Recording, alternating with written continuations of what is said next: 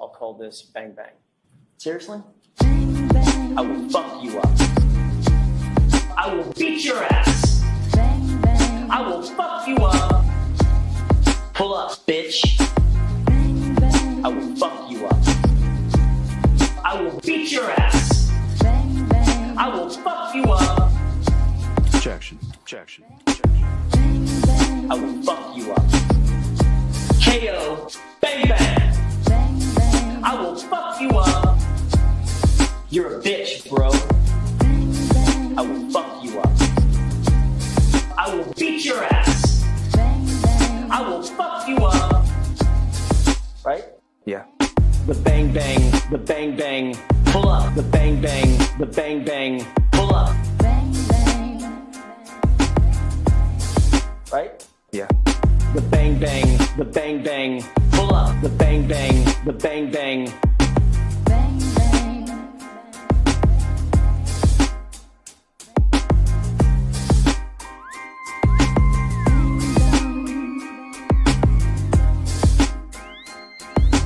Bang, bang.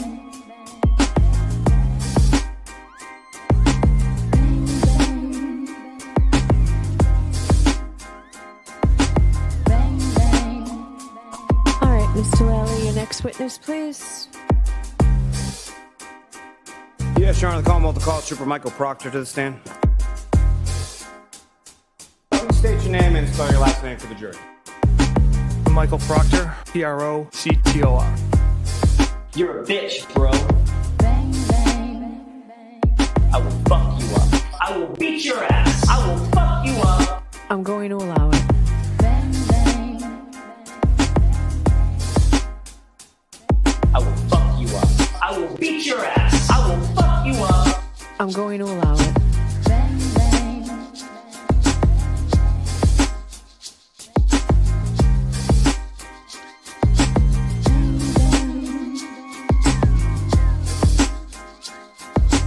Bang, bang.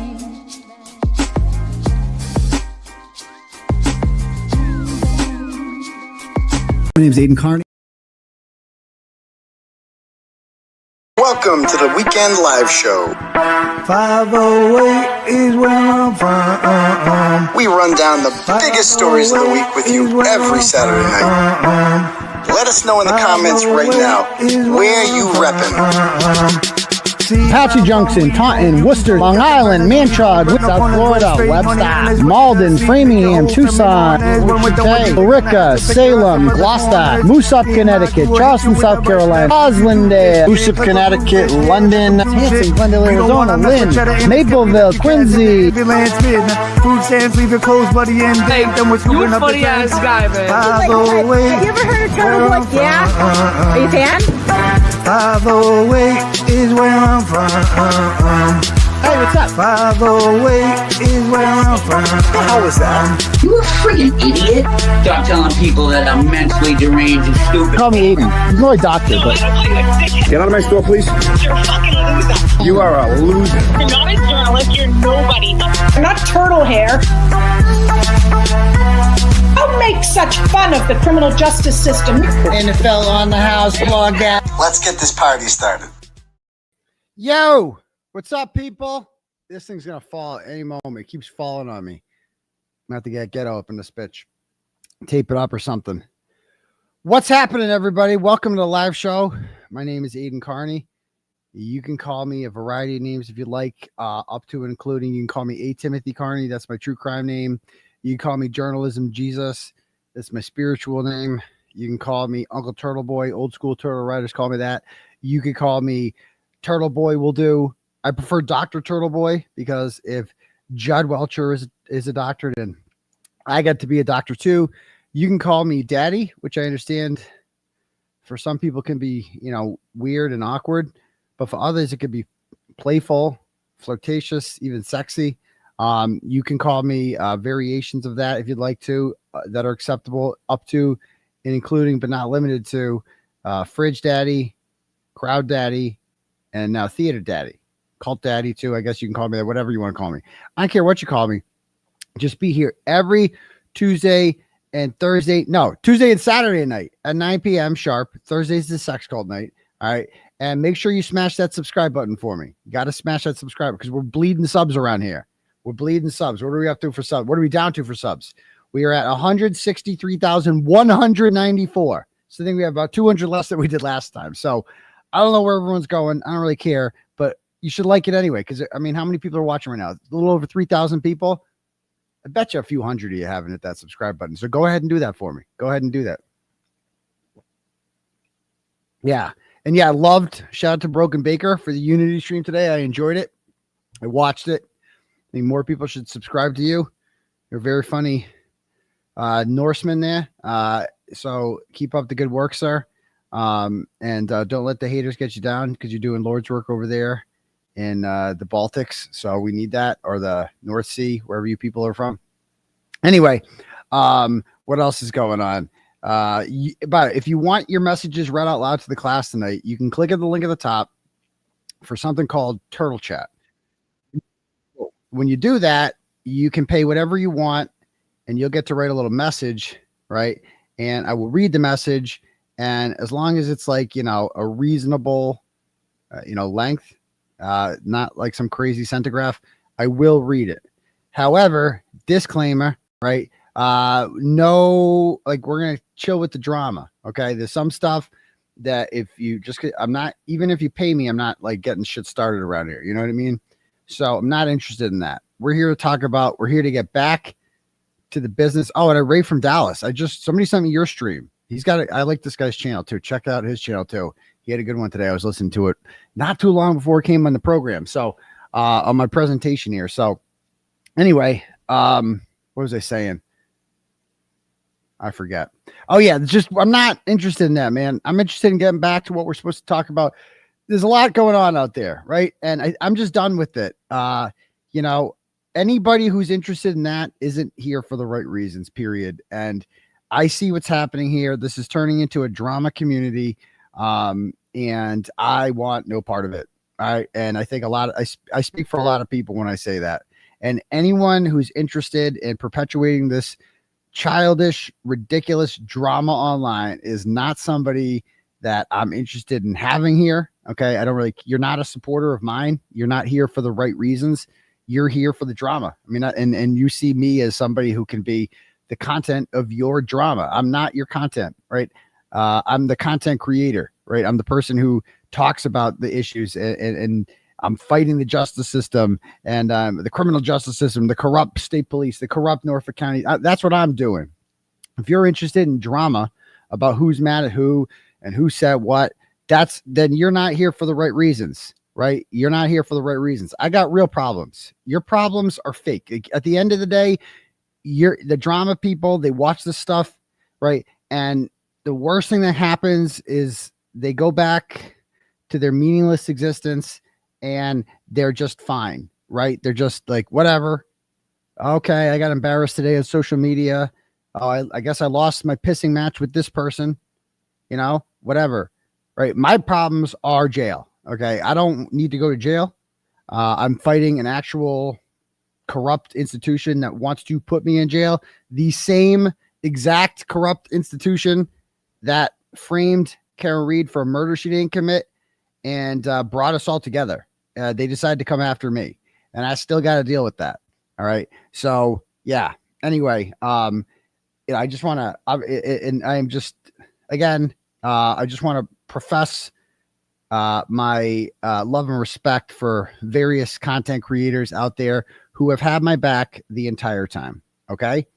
And quite frankly, I'm sick of seeing the blame game out there. Not only about me, I don't really care about me, right? But I care about other people being dragged into this, completely innocent people who did nothing wrong. Okay. All of them. And it's like, it's turning into an ugly place out there. I have no interest in it. I just want to focus on, and the longer we start, did this person do this? Is this person in on it? Is this person in on it? It just drags it all out. And, people like, the Glairer, right? Auntie Deb, Nurse Kim, and yeah, Meredith, like they've been here since the beginning, raising awareness for this. Okay. Doing their part, doing fundraisers, going to standouts. And it's just, to use them as content. Come at me, if you want to come at me, right? Don't go after them. They didn't do anything. They all, what did they do? Let's go over what they did actually, because I'm about sick of this shit. I'm sick of the fucking Nurse Kim shit. I'm sick of the glares. I'm sick of it. I mean, fucking Jimmy's making posts there. He had a funny one today, but he's making posts saying like, can I like, they're being attacked for no reason, and you people, not you people, but some of the people out there, like, especially the Aussie persuasion, except for Aussie Insider. I like her. They're, and, nothing against majority or anything like that, but like they are, well, a couple of kangaroo cunts in general, who are just causing division over here in America, a country they don't live in. Right. And they're trying to foment, it's like some CIA shit, what they're doing. They literally live in a different country and they're over here trying to like get shit started between Americans. And like, they sit back in fucking Australia and they're playing with their dingoes and just watching this all and they're loving it. Fuck them. These are spies, right? They're spies. Get them out of here. Fucking get them out. America first around here. There's America first on this channel. No koala motherfuckers around here. We're not putting up with that shit. And, I just want to like, let's review what they've done, shall we? Between like those three content creators in particular, right? They have raised, I don't even know. For me, I mean, Will raised over 20,000 for me, like less than a month ago, right? I would estimate between the three of them, right? Jimmy, Auntie Deb, Will, the Glare, and Nurse Kim. I would guess that they raised at least, I would guess 150 grand, at least, for not only my case, but Karen Reed's. Okay. Between the three of them, easy six figures, like not even close. Right. And we're talking marathon streams, right? So he's working 12 hours entertaining people, which is fucking work, whether or not you realize it or not. It's like, it takes a certain type of talent to be able to do what these people do. Like not everyone could just get in front of a microphone and entertain people for 12 hours. Believe it or not, that is a talent. And so they've done all that. Okay. Awesome. They've come to state. I mean, Will doesn't even live in Massachusetts and he flies here all the time and he goes to stand-ups. He does it all. Okay. He's boots on the ground, man. He's not as much as like the Sweeneys and all them, because they fucking live around here and they're fucking diehards. They're awesome. But he is solid. And I'm not putting up with it. You got a problem with them. You got a problem with me, period. Okay. I want to make that perfectly clear. I will view any sort of shot at any of them as a shot at me. Okay. Come at me. You got a problem with them? Come to me. Take it out of me. Right. They didn't do fucking anything. Leave them. They have done so much for this movement and I'm just fucking sick of it. I'm sick of it. I am so sick of it. What people are doing to them. And because it's all fun and games for these fucking douchebags. Right. Well, I'm not putting up with it. I'm not putting up with it any longer.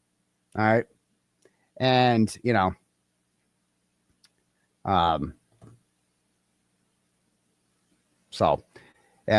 I'm just so sick of people out there. I'm seeing the same names over and over again from people.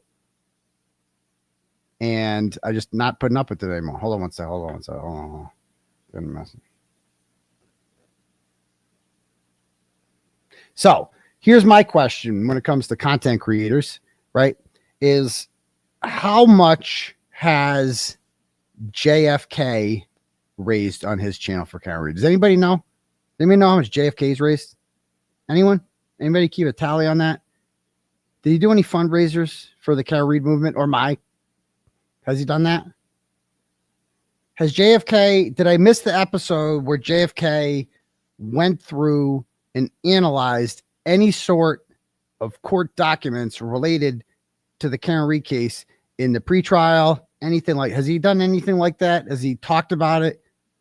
Huh. So what has he done? What is, cause like, yeah, we got, okay, they're funny and they do their little, we're a little white, little people from, but we're kind of hood at the same time. Don't let the white skin fool you. We're I'm a little ghetto, right? I'm cool. I'm from the streets. I'm from Lynn, right? I'm gangster like that. Oh, I wear sunglasses and I don't bend the brim of my hat. You know, oh yeah, for real, dog. All that shit, right? So we get all that, okay? And that shit's cute and it's funny at times, right? And I do appreciate it at times. And I went on their program the other night and I thought we kind of squashed this whole thing. And they were nice to me and they kind of kissed my ass as they've been known to do. And then the second they leave there, they go back to their fucking bullshit. We're dealing with children there. Okay. Let's not. And I took the blog down so James Jackson, I wrote a blog about him in 2018. I called them the Malden Meth Puppets. Right. And if you look up James Jackson, and again, I believe in bygones be bygones, right? Past is the past. People grow. They are what they are. And so like when I wrote about him, it was him and his buddy, and they claimed they were on the news, right? Let me see if I can find this story because I took this blog down.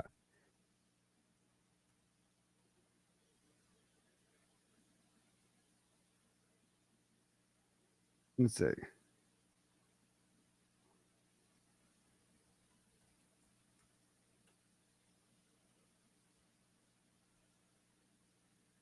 There it is. Is this it?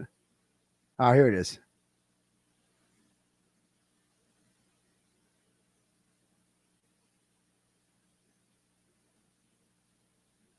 We're driving on McGrath Highway in Somerville.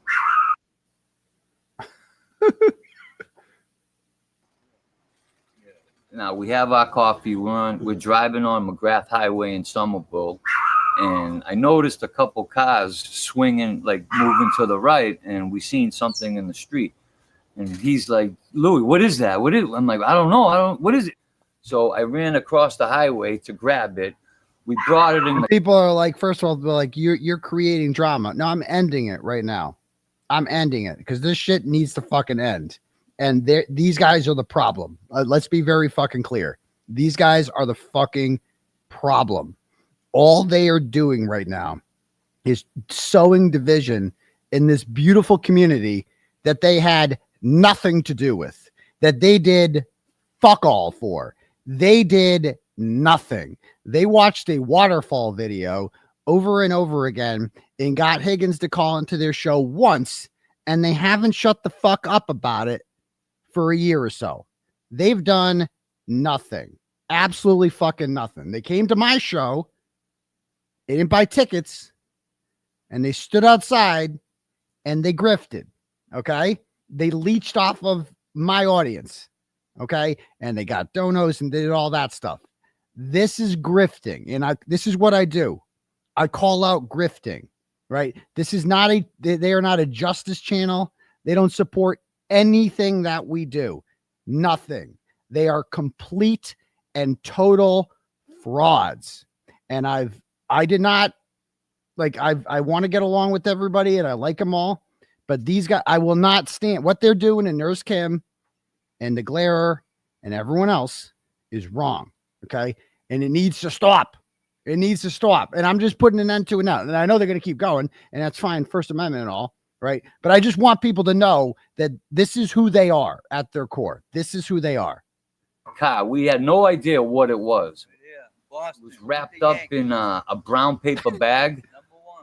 First thing I said, this belongs to the Red Sox. This is for Fenway Park. Yeah.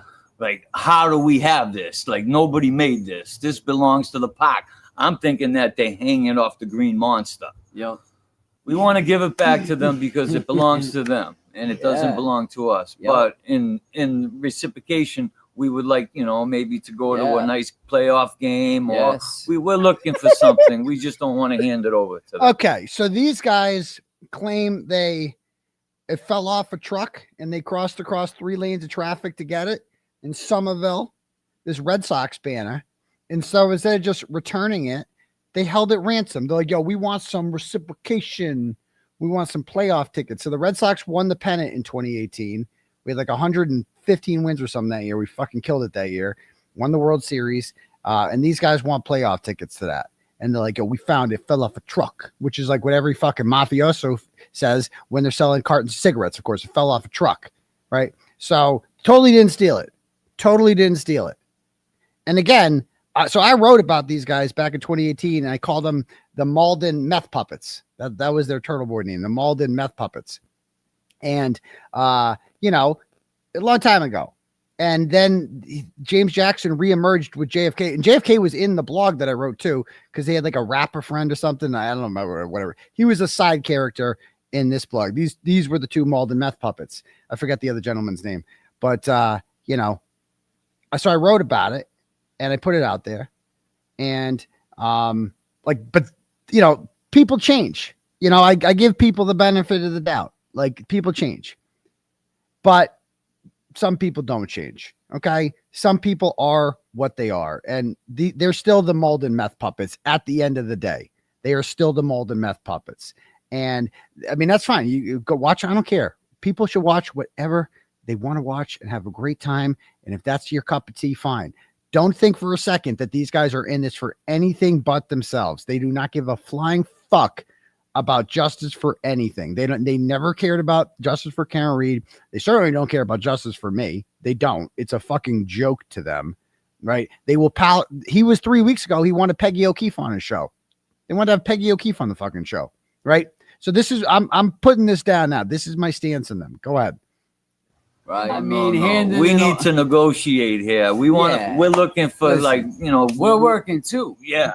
I mean, my man had to run across 3 lanes, traffic. We know that that's the original one. We were told there was only one made. Yeah, we were told there was only one banner at that made. point, that tells us. But then they told us they had a duplicate. So if they do try to put a duplicate up, you best believe we're gonna show up and say we have the right one. That's not the right. That's not the original. So we're hoping that they don't make one, and So they think that this banner, which the Red Sox just probably print out, they can just probably print out another one. They're like, yo, this is the original. So if they put out a new one and put it up there, we're gonna show up to the game and be like, yo, that's a phony one right there. Yo, that's a phony one. That's just not real. And they put the right one up. We're hoping they do the right thing. You know? Again, me going on their show, let's keep it a buck here. Me going on their show at all was a fucking gift to them. And they know it. They fucking know it. Like, when I asked to go on, there's no debate of I'm coming on, because they are fucking blessed to have me on their fucking show. Because then people will actually, you know, watch it, right? They'll actually get people to fucking watch it. And what I'm giving them tonight is months of content. Like, me even talking about them. JFK's like, yo, Turtleboy, talk about us. Is this right, James Jackson? Let's play fucking music for 20 minutes. Yo, Kev, do your thing. Oh yeah. Like that. So this is they're going to get fucking months out of me even mentioning their name. And I don't give a fuck, because I call out bullshit when I see it. These guys are grifters. They are con men. They don't give a flying fuck about justice for anything. They're fucking criminals. I mean, he's like, yo, I'd be stealing Macy's shit. He really do be doing that. You really do. Like, this is what they are. They are grifters. This is a low class ghetto hood rat fucking channel. And it's just like, they were blessed to have me on their fucking show. That was a fucking blessing that they will never have again, ever. Right. And the way they disrespected the Glairer and Nurse Kim and all these people, I've had it. They are the cause of the division in this community. These guys are. They are fucking fomenting it and loving it on their channel and hosting it, because no one else is. The Glairer's not. Nurse Kim's not. Mike Crawford's not. Like, nobody else is fucking doing this, but these guys are. Did the right thing. We could have kept it. We could have put it on eBay. We could have, we got connections where we could have reached out to other sources. We're big supporters of the Red Sox. And we want to see them win. And we want this banner to go back on Lansdowne Street or wherever it belongs. Karen Reed is just their latest, and the Justice Movement in John O'Keefe, it's just their latest Red Sox banner. That's all it is for them. Just a thing that they can use to make money off of. So that's them. They're done. I fucking destroyed them. Their reputation's over, right? They could continue doing their little raps. So that's fine. Okay. And I had nothing. Kev's never done anything to me. He's been nothing but nice to me. But these other two guys are fucking snakes. They're fucking snakes, and is what it is. So anyway, that's that. Let's read some turtle chat, shall we? And so, like, last thing, right, is just like, again, let's stop with the fucking, you want to point fingers, point them at me and me alone. Nobody fucking else. Nobody else did. Like, it's just done. That's it. Okay. Anyway, let's go. All right. First up.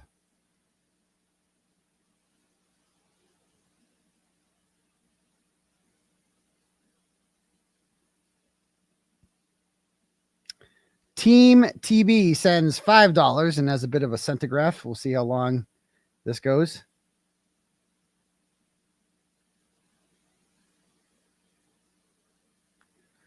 All right, hold on.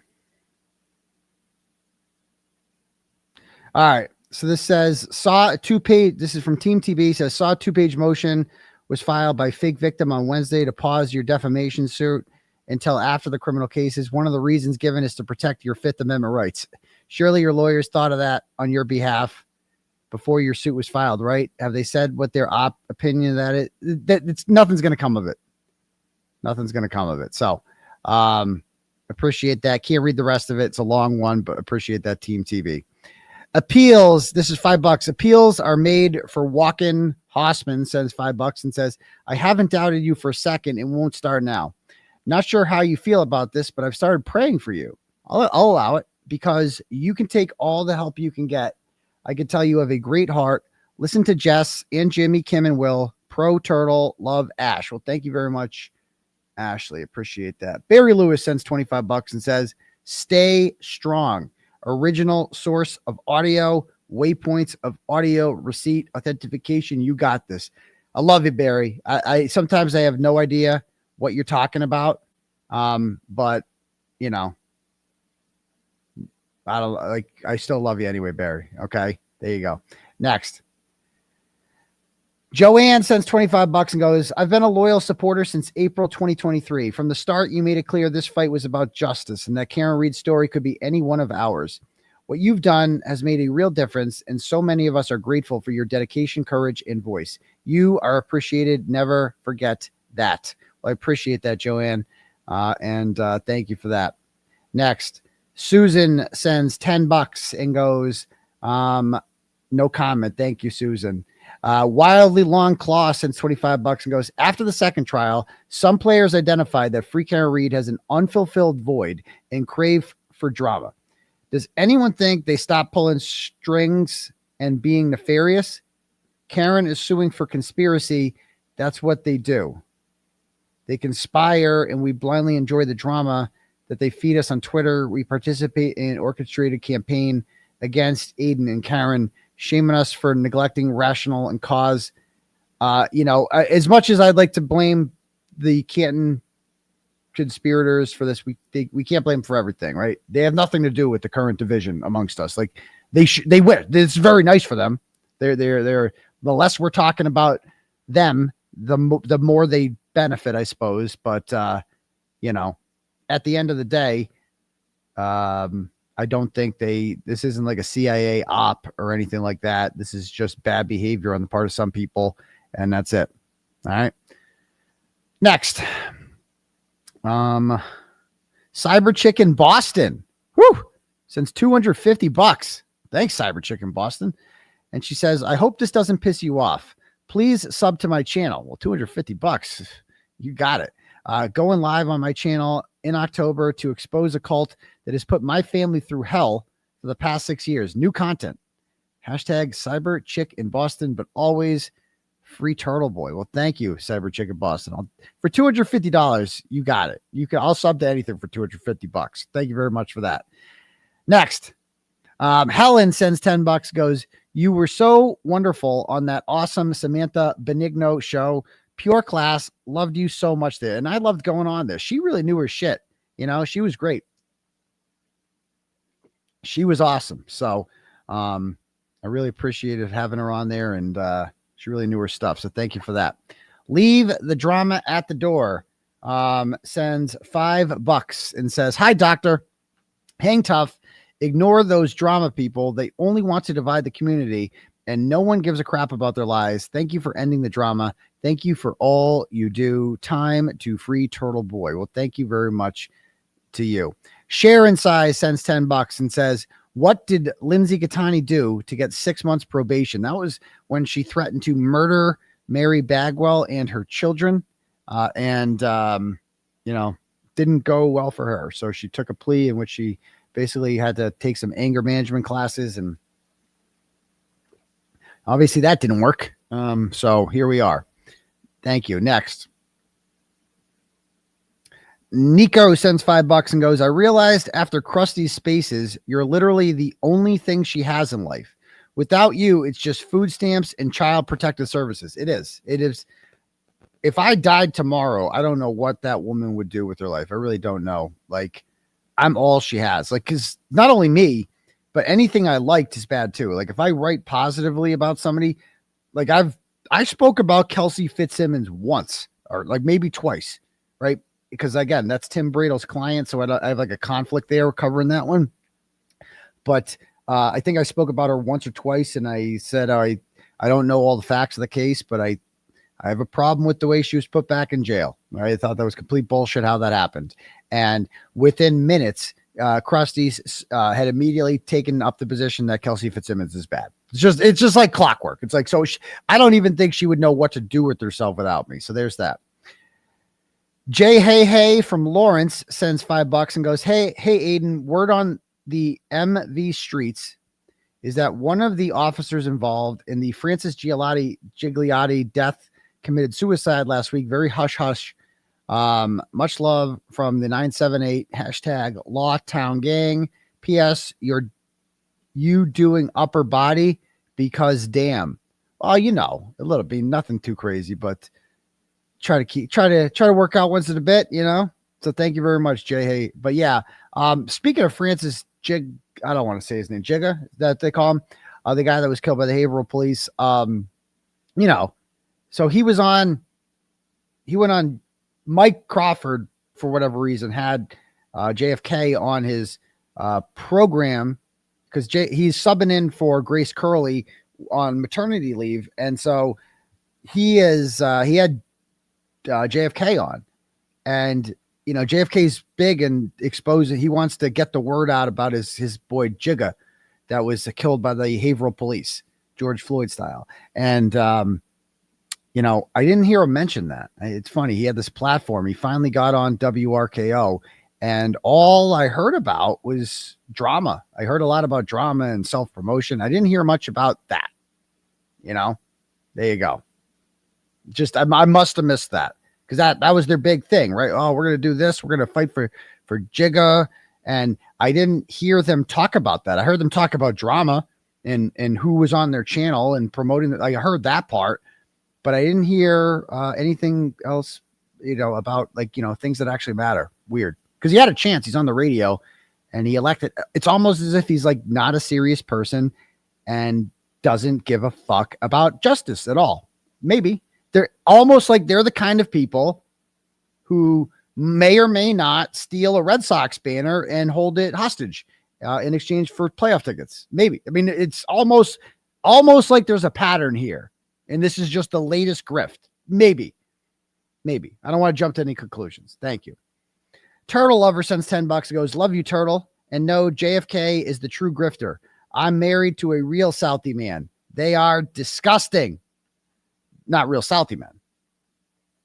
But okay, they are. Those guys are correct. Next.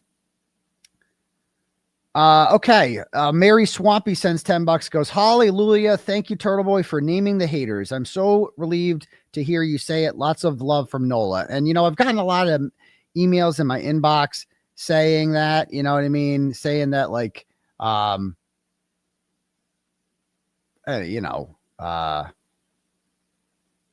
all this nonsense about like, hold on, reading this. Yeah, all the stuff about JFK warning me about them, and I was always just like, yeah, I don't care. I'm not looking. I just want to get along with everyone, but whatever. But clearly, that's not what they're here to do, so it had to be called out. Thank you. Kim sends $25 and goes, hello, Dr. Turtleboy. Raul Valle has a hearing on October 15th. With so many kids at the party, why is there only one video? That's a great question. We need to revisit the Raul Valle trial, and I'm going to, because they're going to try to put that kid in jail once again. And I just think it's wrong. I think it's wrong what they're doing to him. So thank you. Next. Mike G sends $13, goes, thanks for sharing your thoughts and protecting your people. Keep that circle tight. Well, I appreciate that. Mike G. Thank you very much. Next. Joan Hansen sends $25, goes, what is your opinion on Chip Proctor's chances of getting his job back? I have no idea. I am the wrong person to ask about that. I've heard from some people that like it is a possibility. So hold on. Yeah. It is a possibility that he could get his job back. It is a possibility that he could get his job back. And but that would just be just because of a union issue. I don't know. Like they don't want him there. So the question is, why does he want to go back? You know, why would he ever? Because he needs money. He's broke because Lizzie doesn't want him sitting on the couch. So there's that. Thank you. Okay. Next up, Nicole sends $5 and says, it comes down to it. If it comes down to it, the antis have your back, not Kate. What?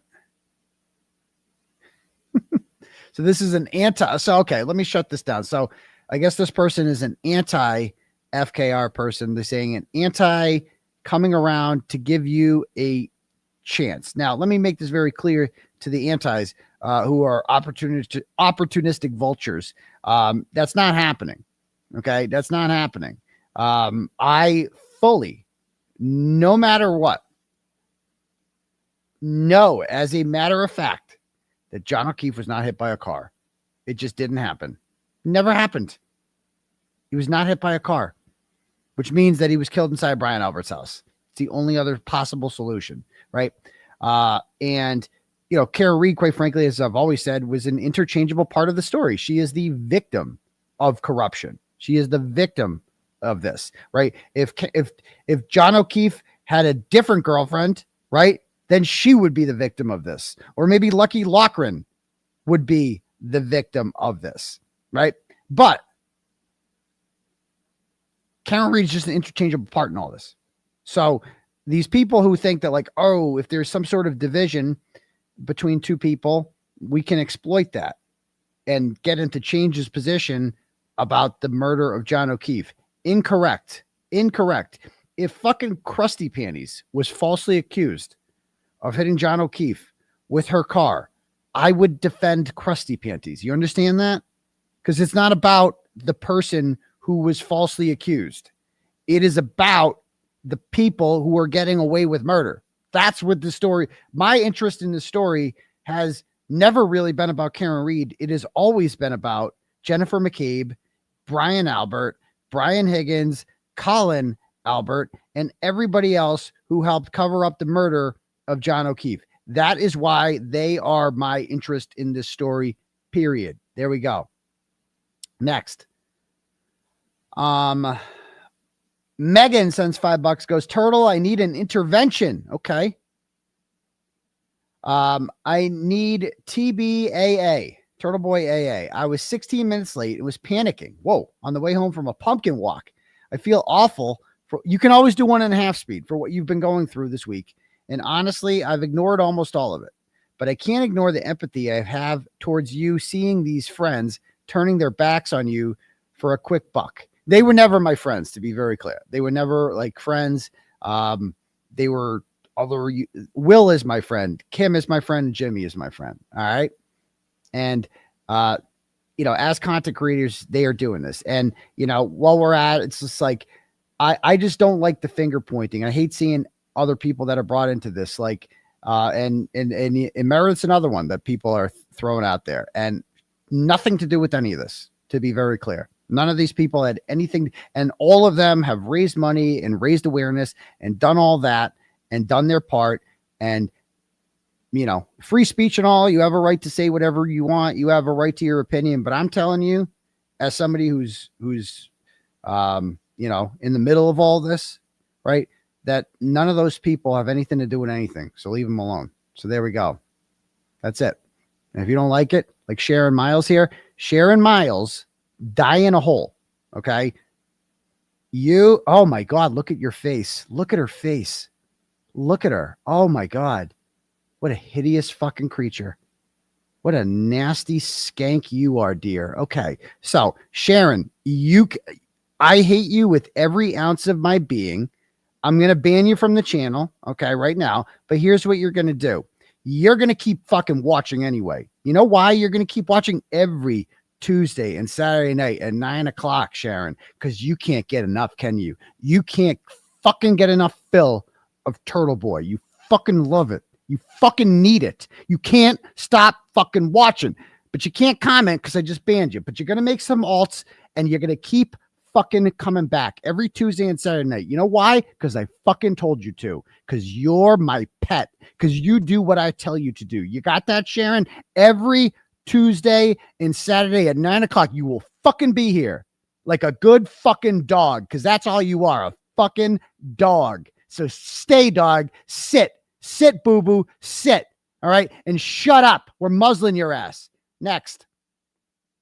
So she goes on to say, yeah, so there's that. And so she goes, yeah, friends turning your back on you for a quick buck. You mean more than that to me and so many others. Sorry for the cenograph. Much love. Exactly. I mean, that's why I don't give a shit. You think this means anything to me, right? Oh, Turtleboy runs a cult. No, Turtleboy's, here's an idea. Maybe Turtleboy's has earned the respect of the community. Maybe that's also a solution, is that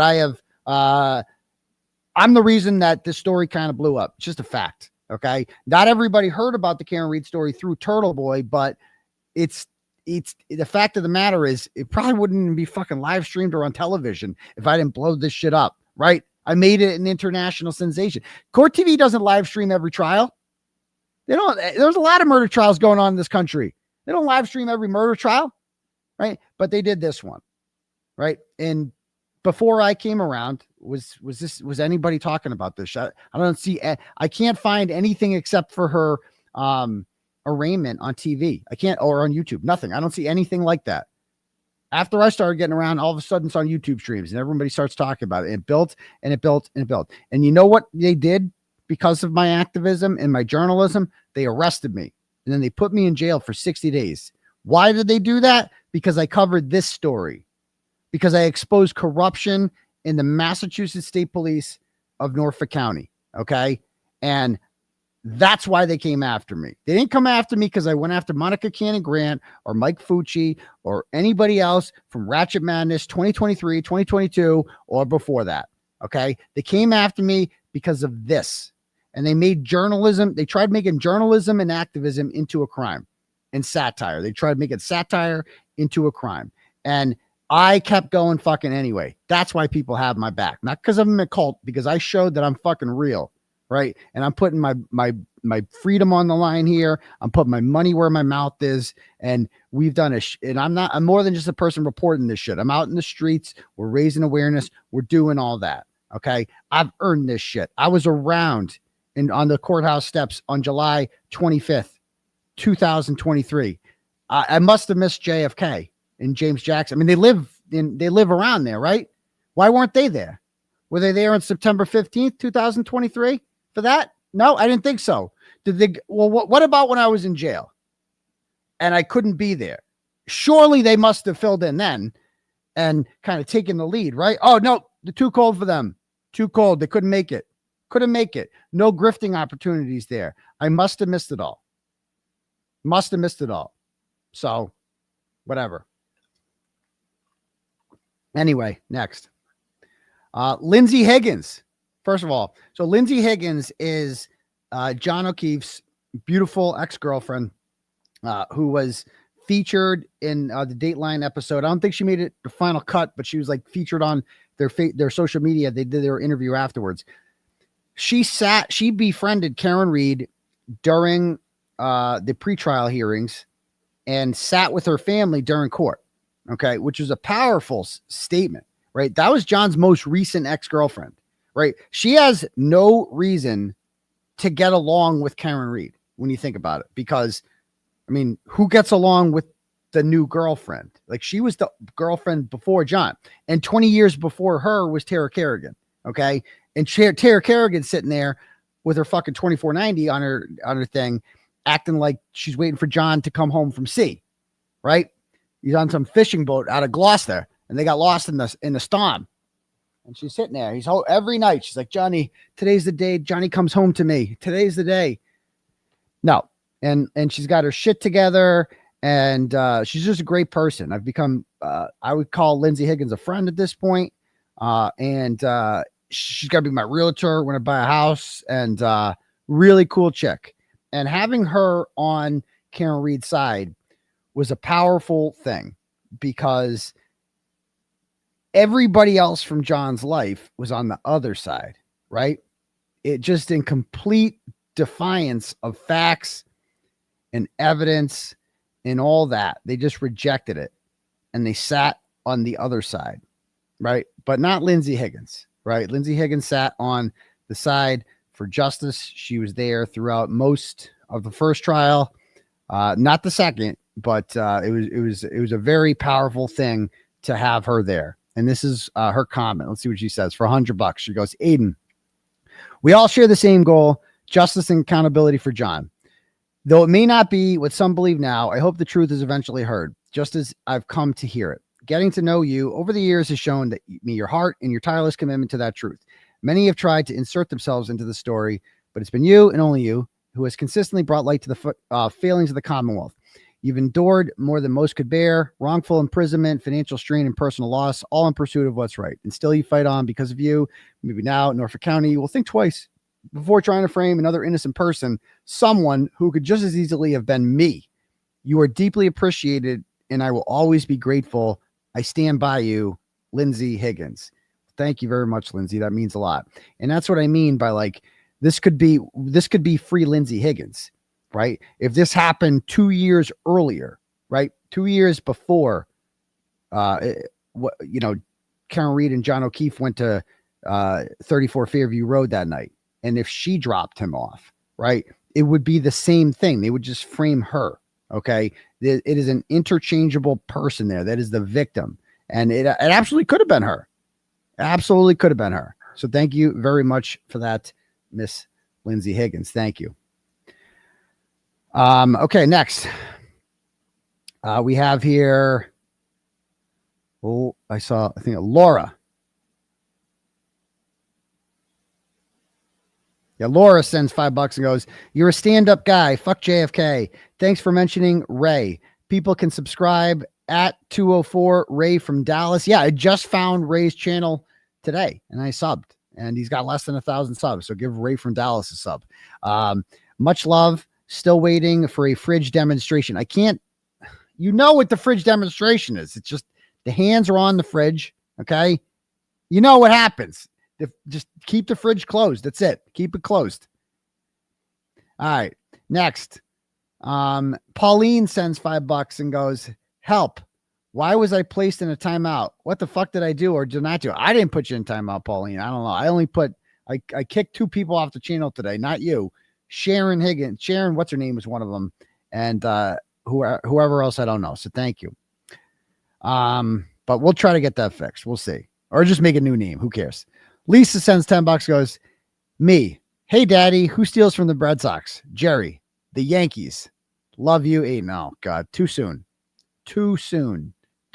But, it wasn't our year. I mean, let's be honest. We were happy to make the playoffs. It is what it is. So thank you very much for that. Next. Yeah, he went off on JFK. That's what I was dying about. He just went off. Love that mofo. Okay, next. Leanne sends $100 and says, I am a true ride or die for you, Turtle. Thank you, Leanne. And I will slap a bitch for talking shit about Nurse Kim. Love you, doctor. Thank you for being the real deal. Well, thank you so much, Leanne. I appreciate that so much. Thank you. Diane sends $25 and goes, Jess Machado was right.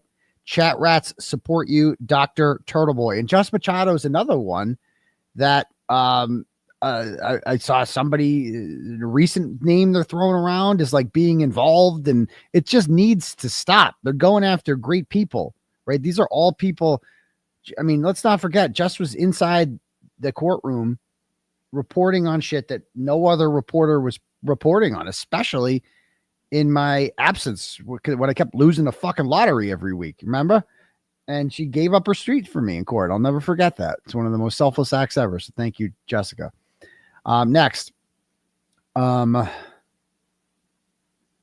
Okay. Courtney sends $25 and says, I know your cases and the civil trials keep you busy, but do you have any other trials or investigations that you're working on? You know what, Courtney?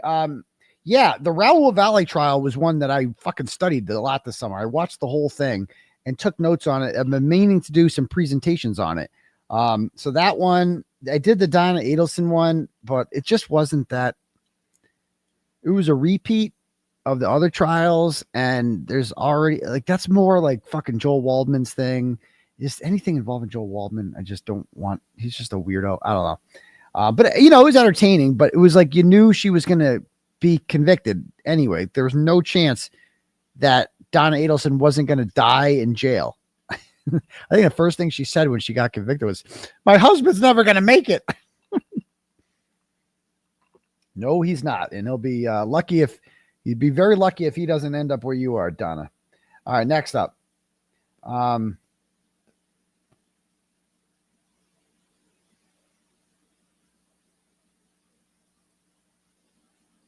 Next. Okay. Chrissy sends $50 and goes, I sure wish the Big Easy had a turtle boy. You will continue receiving my support all the way from New Orleans. Good luck to you. Well, thank you, Chrissy from NOLA. And yeah, I'm sure we could plenty of shenanigans to cover up down there. Yeah, that would need to be exposed, I'm sure. So thank you, Chrissy. Asser and Fish, my guy, sends $20 and goes, prediction for your next hearing. Cosgrove hands over 5,000 pages of discovery implicating Jem McCabe, Krusty, and Tully in dozens of felonies, and then promptly moves to withdraw from all your cases. He then turns to you, stares you down with an intense, bitter glare for a solid 30 seconds. His face lightens, and he yells, surprise! And everyone cheers. That would be awesome if he does. Surprise! Surprise! That was great. So thank you for that. All right, next. Marianne sends $10, goes, I stopped listening to the BS this week. No matter what, I stand by you 100%. Thank you very much, Marianne. Stand by you too. Steph sends $20 and goes, what's the latest on your Halloween party in Malden? You are an amazing talent. The same thing. Check it out. Erica Walsh has been posting the link to the Eventbrite everywhere. And we expect to sell out, and it should be a good time. So thank you very much for that, Steph. Next up, Courtney sends $10 and goes, Coil 1998 has your back. Thank you very much, Courtney. Appreciate that. Specially appointed prosecutor Robert Cosgrove sends $15 and says, hey, Turtle Dove, having been relieved of my duties in most of your cases, I think it's time to say that I hope you are successful in your endeavors. Screw JFK and Gaetani. Okay, thank you. Specially appointed prosecutor Robert Cosgrove. Glamasu's Arendelle sends $25 and goes, I've been supporting you since 2018 when we had 100 on a Saturday night. Still here, not going anywhere. I thought you were around since before 2018, Suze. I got to be honest with you. But you've been around for a minute, and you have been around since my streams. Since I remember, I used to do it in the car. If you go back to watch the early episodes of Turtle Boy Live, this is episode number 813. But episode 5 and 6 were probably like me in my car. I used to broadcast from there. And I don't even know if I didn't show my face yet. I think on when I did Facebook Live, I was just fingers on a keyboard. I would take my phone, it would face the computer screen, and you would see my fingers typing and shit. But then when I figured out how to I kind of came out. I'm like, this is me. This is my face. Here we are. And I would stream from the garage, and I would always be upside down. It was and it was so ghetto, but the garage lives were great. I put my seatbelt on because buckle up, we're going for a ride. And there's that. Next. Carrie sends $25, goes, yeah. I'm always sending you Taylor Swift lyrics, even though I know you're not a fan. It's okay. I like you anyway. So here's one from the new album for you. They want to see you rise. They don't want you to reign. So fuck them. I'm with you on that one. Is that the new? She says F them. Okay. Thank you very much. I mean, I agree with T Swift on that one. Not really a fan, but thank you very much. Megan sends $25, goes, fuck anyone who gives Nurse Kim shit. WWJD. What would Jesus do? And Tiny Mary. Seriously, That's when you know people have lost their minds. Free our Turtle Boy and Kim. Fuck them. Thank you, Megan. Yeah. Much love for Nurse Kim. $20 from Ainsley says, thank you for saying something about Meredith. The mean girl behavior and thirsty bitches ready to blame everything on her has been disgusting to watch. I imagine her silence has been to protect you. Yeah. Again, she's done nothing wrong. Like I don't know why. This is how Salem witch trial started. Oh, must have been this person who betrayed him. There must have been this person who betrayed him. It wasn't. Okay. It wasn't. Nobody fucking did me wrong. Nobody. And one day I'll tell the whole story and people are going to feel stupid. Okay. So there's that. Leave it at that. Next.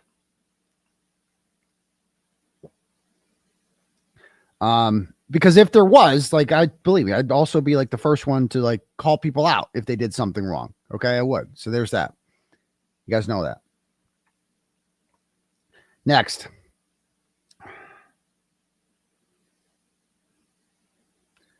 Cynthia sends $10 and goes, love you to death. Could you help Nurse Kim with her background? She always melts into it. I teach her how to do this. Yeah, I do need to teach her that. So Nurse Kim, we got to work on your lighting. Because the problem is, like, if I turn the lights off, right? Watch this. She'll get all fucked up, right?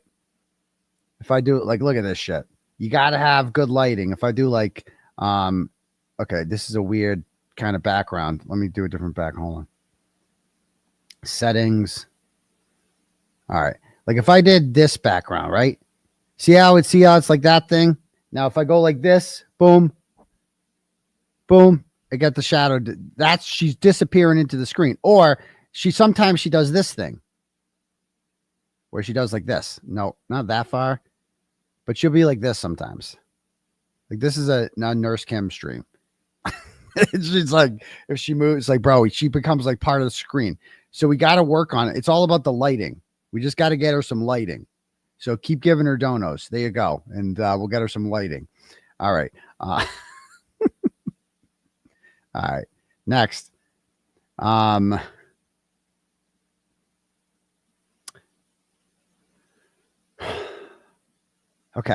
Dag Nabbit is a hag. Sends $10. Goes, okay. Again, this is a drama thing. It says, again, Christy Citroni. I have nothing against Christy Citroni. This is an anti Christy Citroni post saying she's a psych. Again, this is not me. This is somebody else saying that she's a psychopath who terrorizes my supporters and wants to put me in jail. Everyone should cease interacting with her and her crazy Dag Nabbit, aka Dara Murphy. I have seen no, again, everybody has their own issues. I don't support everything she's doing on there or any of it. But I've seen no sign that she wants to put me in jail. She says she's a supporter of mine. But definitely fuck Dag, definitely fuck Dag Nabbit. So there's that. Next, Alicia sends $10 and goes, that mega motion had them realize we got caught. New plan. Lindsay outing corruption on snakes is a blessing. Actor Charlie Sheen, and for all you haters trying to bring me down, 3 words, I am winning. That is you. It's not though. I mean, fuck the fake victim. Fuck her. She's just like,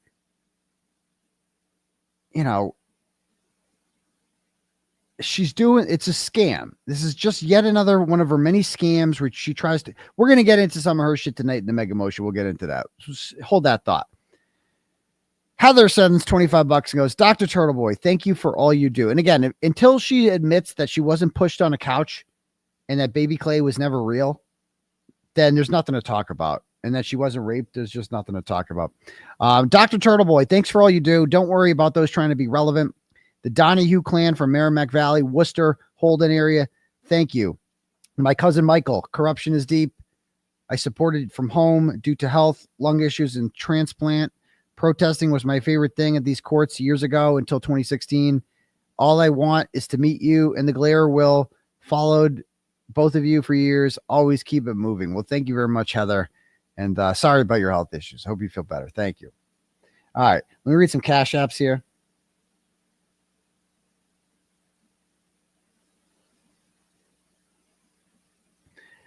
All right. Jeff sends $25 and goes, always backing the turtle. Go Brewers. Did they won today, right? They won game 1. Yeah. So go Brew Crew. Hope you guys win the World Series. That would be cool.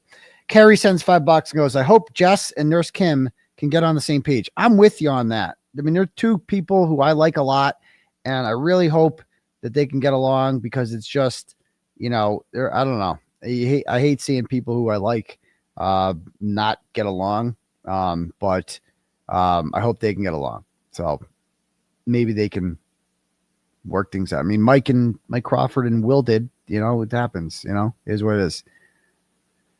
Next.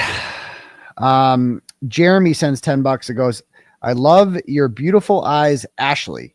Keep it real. Okay, Ashley. Jeremy loves your beautiful eyes. How about that? Catherine sends $10, goes, JFK can suck the back of my balls, but not the front, just the back. So thank you very much. Next. Catherine sends $10 and goes, no, this is Kayla sends $5 and goes, supporting you always. Well, thank you, Kayla. Neil sends $15, goes, no more new kicks for Kazi. Yeah. I mean, I think he gets them at like Walmart anyway, but Carly sends $10 and goes, we believe in you. Well, I believe in you too, Carly. Thank you. Julie sends $10 and goes, did no one notice that dude was Giannetti 2.0? I know that guy was the other guy with James Jackson. Definitely was. Yo, my man here ran across 3 lanes. Robin sends $27, goes, I'm proud of you for taking the high road. Sometimes you just have to there, Robin. Kristen sends, okay, she said, please don't read my name, but thank you very much, Kristen. Okay, cool. If anyone else wants their messages read, click at the link at the top for Turtle Chat, or you can cash at me at $ Uncle Turtleboy, and we can do it that way. But for now, I want to get into this whole docket thing. All right, this whole motion, a new motion, man, which I'm hoping can potentially be the end of this nightmare for me, at least the beginning of the end. We all know that we have a mega motion that was filed 2 weeks ago that will be heard in court on December 5th. Oral arguments for that will be on December 5th. And it is ironclad and really solid. And, we've been over the whole thing, and it's just, we got to end this shit. But to me, this is even better. If this isn't the death knell, I don't know what is. So let's read this. So we are filing a motion to relieve Special Prosecutor Robert Cosgrove. All right. So we want to preclude the DA's office from appointing another special prosecutor due to its irreconcilable conflict with witness Lindsay Gaetani. So, but we also, there's 3 indictments, guys. We're just going to moving forward. We're going to refer to them as the 2023 indictment, the 24 indictment, and the 25 indictment. The 23 indictment is the McAlberts. I have been indicted for 7 people I've committed fake witness intimidation against. That would be Lizzie Proctor, Matt McCabe, Jen McCabe, Chris Albert, Colin Albert, Brian Albert, and Juliana Nagel. All right. So those are your 2023 indictments. The 2024 indictments were for Lindsay Gaetani for wiretapping and witness intimidation over the fake incident that happened at her apartment. Then there's the 2025 indictments for window intimidation, in which the Glare and I did T-Rex arms in front of an empty storefront window while we were being wiretapped by Chris Albert. So those are the 3 different indictments. In the 2024 indictments, Robert Cosgrove has already accepted the fact that he has been recused because Lindsay Gaetani, who is the only named victim or witness in that fake victim, is suing him, which is still funny every time I say it. So he's being sued by his own witness. And because he needs to discredit her now, he has a conflict. He must quit, which is awesome. We love that. But he still remains as the prosecutor on the McAlbert 23 indictments and the window intimidation 25 indictments. So we are asking the court to disqualify him from the 2023 case and the 2025 case. Not just the 2025 window intimidation one, but remember, Cosgrove announced that there is an ongoing investigation into Karen Reed and me for conspiracy to commit witness intimidation. So he must absolve himself from that. That's it. He needs to quit. So, background. Miss Gaetani is the alleged victim in the 24 case and an important witness in these other two indictments, not just the 24 case. Cosgrove and Ken Mello both are presently assigned as special prosecutors in the 23 case. A motion to disqualify Mello from the 23 case is pending before the court. We've already filed that. It has not been adjudicated yet. Mr. Mello already has been disqualified from the 24 case because he is a material witness, because he picked up the phone when the fake victim called him at 3:30 in the morning and listened in for a minute, and that made him a witness for the defense. So he is recused from that. All right. Cosgrove's role as special prosecutor on the 23 and 24 cases has recently expanded to include the 25 investigation, which is an attempted resurrection of Mr. Mello's failed March 27th, 2024 attempt to indict Miss Reed and Mr. Kearney for conspiracy to commit witness intimidation. The subject matter of the 23 case and the 25 investigation is virtually identical. Footnote. The instant motions to disqualify Mr. Cosgrove do not include docket number whatever, which relates to the alleged witness intimidation of Chris and Colin Albert. So we are not, that is the only case we are not asking the court to recuse Robert Cosgrove from. So this is not, suppose he is recused from all this and they don't find a new prosecutor. My problems are not over. We still got the window intimidation one. And guess what? I'm okay with that. I'm not the least bit, I'm not worried about any of these charges, but by far the one that I am worried about the least is the window intimidation one. Like, that is a joke. We're ready for trial like real soon. Like, I'm ready to go with that one. We haven't got the grand jury minutes yet, but give me a break. Goes on to say, they involve the same alleged acts of witness intimidation against the same alleged victims. So the 23 case and the 25 case, same people, same acts. On information to believe, the only difference between the two cases is that the 25 investigation seeks to add a conspiracy indictment against Mr. Reed and Miss Reed and Mr. Kearney, and substantive witness intimidation indictments against Miss Reed, identical to many, if not all, of the substantive indictments against Mr. Kearney in the 23 case. On September 5th, 2025, Miss Gaetani sued Mr. Cosgrove, Brian Tully, who was the lead investigator in all three of those cases. Exhibit A. Miss Gaetani and Mr. Cosgrove sued Mr. Cosgrove for intentional infliction of emotional distress, blah, blah, blah, blah, blah. In essence, she has accused Cosgrove and Tully of intending to cause her emotional distress and other harm by purposely breaching a duty of care that they owed her. This is not saying that we agreed with this. We're just saying that she has a conflict.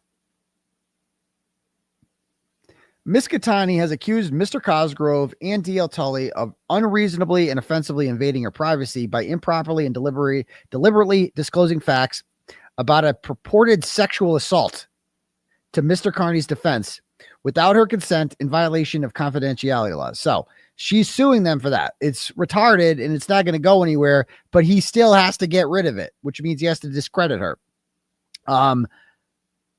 Again, Cosgrove did nothing wrong in this case. Like, he is required to give us any reports from the Medfield Police Department as part of discovery.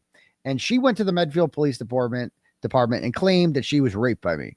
Only after she was accused of wiretapping me by putting a Ring camera in the bedroom and watching Turtleboy do what Turtleboy does best. Okay. And, but without my consent. So it's not cool when it's out your consent. So anyway, So she, in response to that, she claimed, "Oh, I was raped," and she's like, "I have a video of the rape too," and she gives him the video, and of course there is a fridge in there, and that's why they call me the fridge daddy. And so she shows the cops the tape of this, and fridge daddy's doing fridge daddy things, and they do a play-by-play in the report, and they're like, yeah, this is not, if you read it, it's like, this is not a rape. So, it's just fridge daddy going to work. That's it. And so we get this report, and obviously she's out here calling me a rapist. So, I gave the report, which I'm allowed to do, to Jason Broyles, who then publishes a story about it. And it's like, he shows the report and he's like, there's no rape. And she's like, so she's suing Robert Cosgrove for doing his duty and giving us the police report, which is not confidential. Her argument is, I couldn't get it myself. Well, of course you can't. It's an ongoing investigation, according to her. But we are entitled to it as part of the defense, and it's not impounded. It's not under a protective order, and we are allowed to put it out there. So there you go. So we did. Miss Gaetani. Yeah. Miss Gaetani has accused Mr. Cosgrove of initiating or facilitating legal process with ulterior motives. She's accused both of them of interfering with her rights. On September 5th, she sent District Attorney Michael Morrissey a letter titled Presentment of Claim under MGL whatever. Okay. In her demand letter to DA Morrissey, Ms. Gaetani stated her intent to sue his office because of the actions of its employee, Mr. Cosgrove, for damages arising from his torturous conduct, which, according to Ms. Gaetani, included Mr. Cosgrove intentionally causing her severe distress. So she has not sued him yet, but she is threatening to sue Michael Morrissey.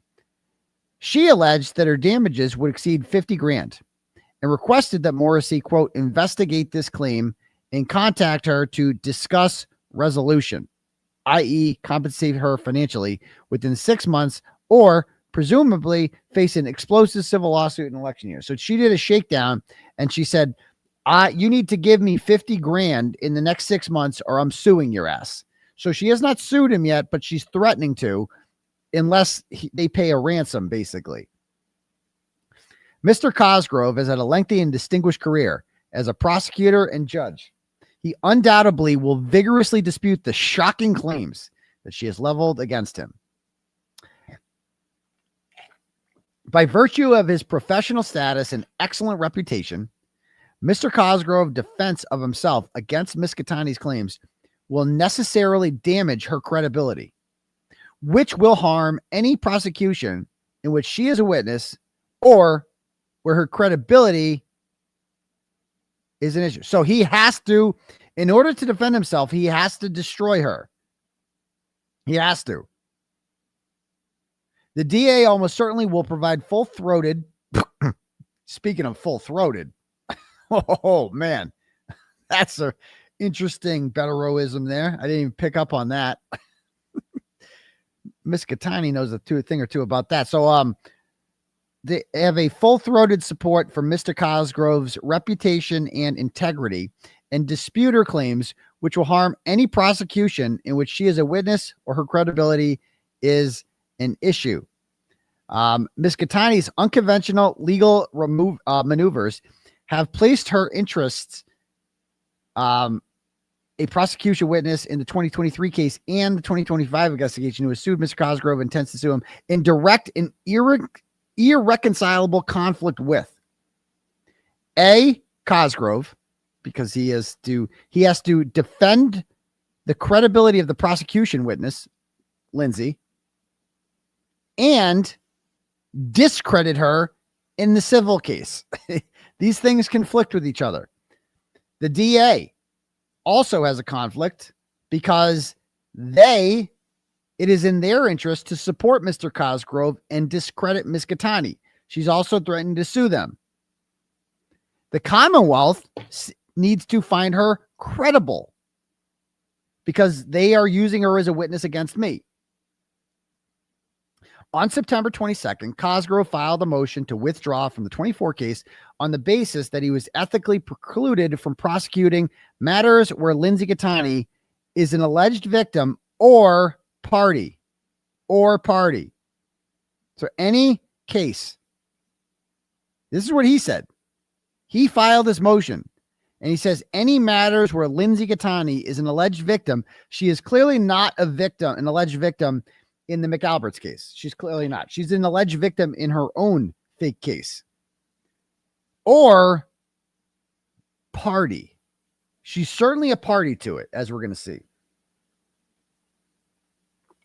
On September 24th, Cosgrove was relieved from the 24 case due to the conflict. In other words, the court, Mr. Cosgrove, and the defense all agree that Ms. Gaetani's serious allegations against Cosgrove have created an irreconcilable conflict that prevents him from prosecuting any matter in which she is a possible witness. As it stands today, his withdrawal from the 24 case has left that matter without any prosecutor. Or as, I don't know if he came up with it at the time.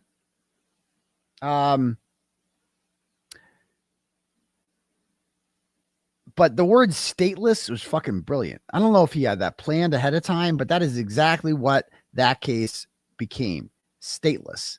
And that's what we're hoping that the McAlbert indictments become. Stateless. Before Ms. Gaetani threatened to sue the DA, it already had recused itself from the matter due to its conflict with Mr. Kearney. Additionally, Mr. Mello has already been disqualified, and Robert Novak, the other prosecutor who briefly assisted Mello on the 24 case, moved to withdraw 1 day after the mega motion detailing Mr. Mello's pervasive misconduct. So they did have a third prosecutor who was willing to do this, but he saw a mega motion, and without any being asked, he's like, that's it, I'm out. That's it, I'm out. Like he's been on this case for like a year and a half. No one's ever met him. Judge Doolin's like, I don't even know who this guy is. And what the hell? This is an odd one call. Hold on. Hello? Hey, you know I'm live, right? What's up? Yeah, you know I'm live, right? Yeah, I thought it was an emergency. It's Saturday night. Okay, bye. You guys know we do a show on Saturday nights, right? So when I see a call from somebody who's like a big supporter of mine and they're calling during the show, I'm like, well, this must be an emergency. They know I'm live, you know? But yeah. Anyway, so back to this.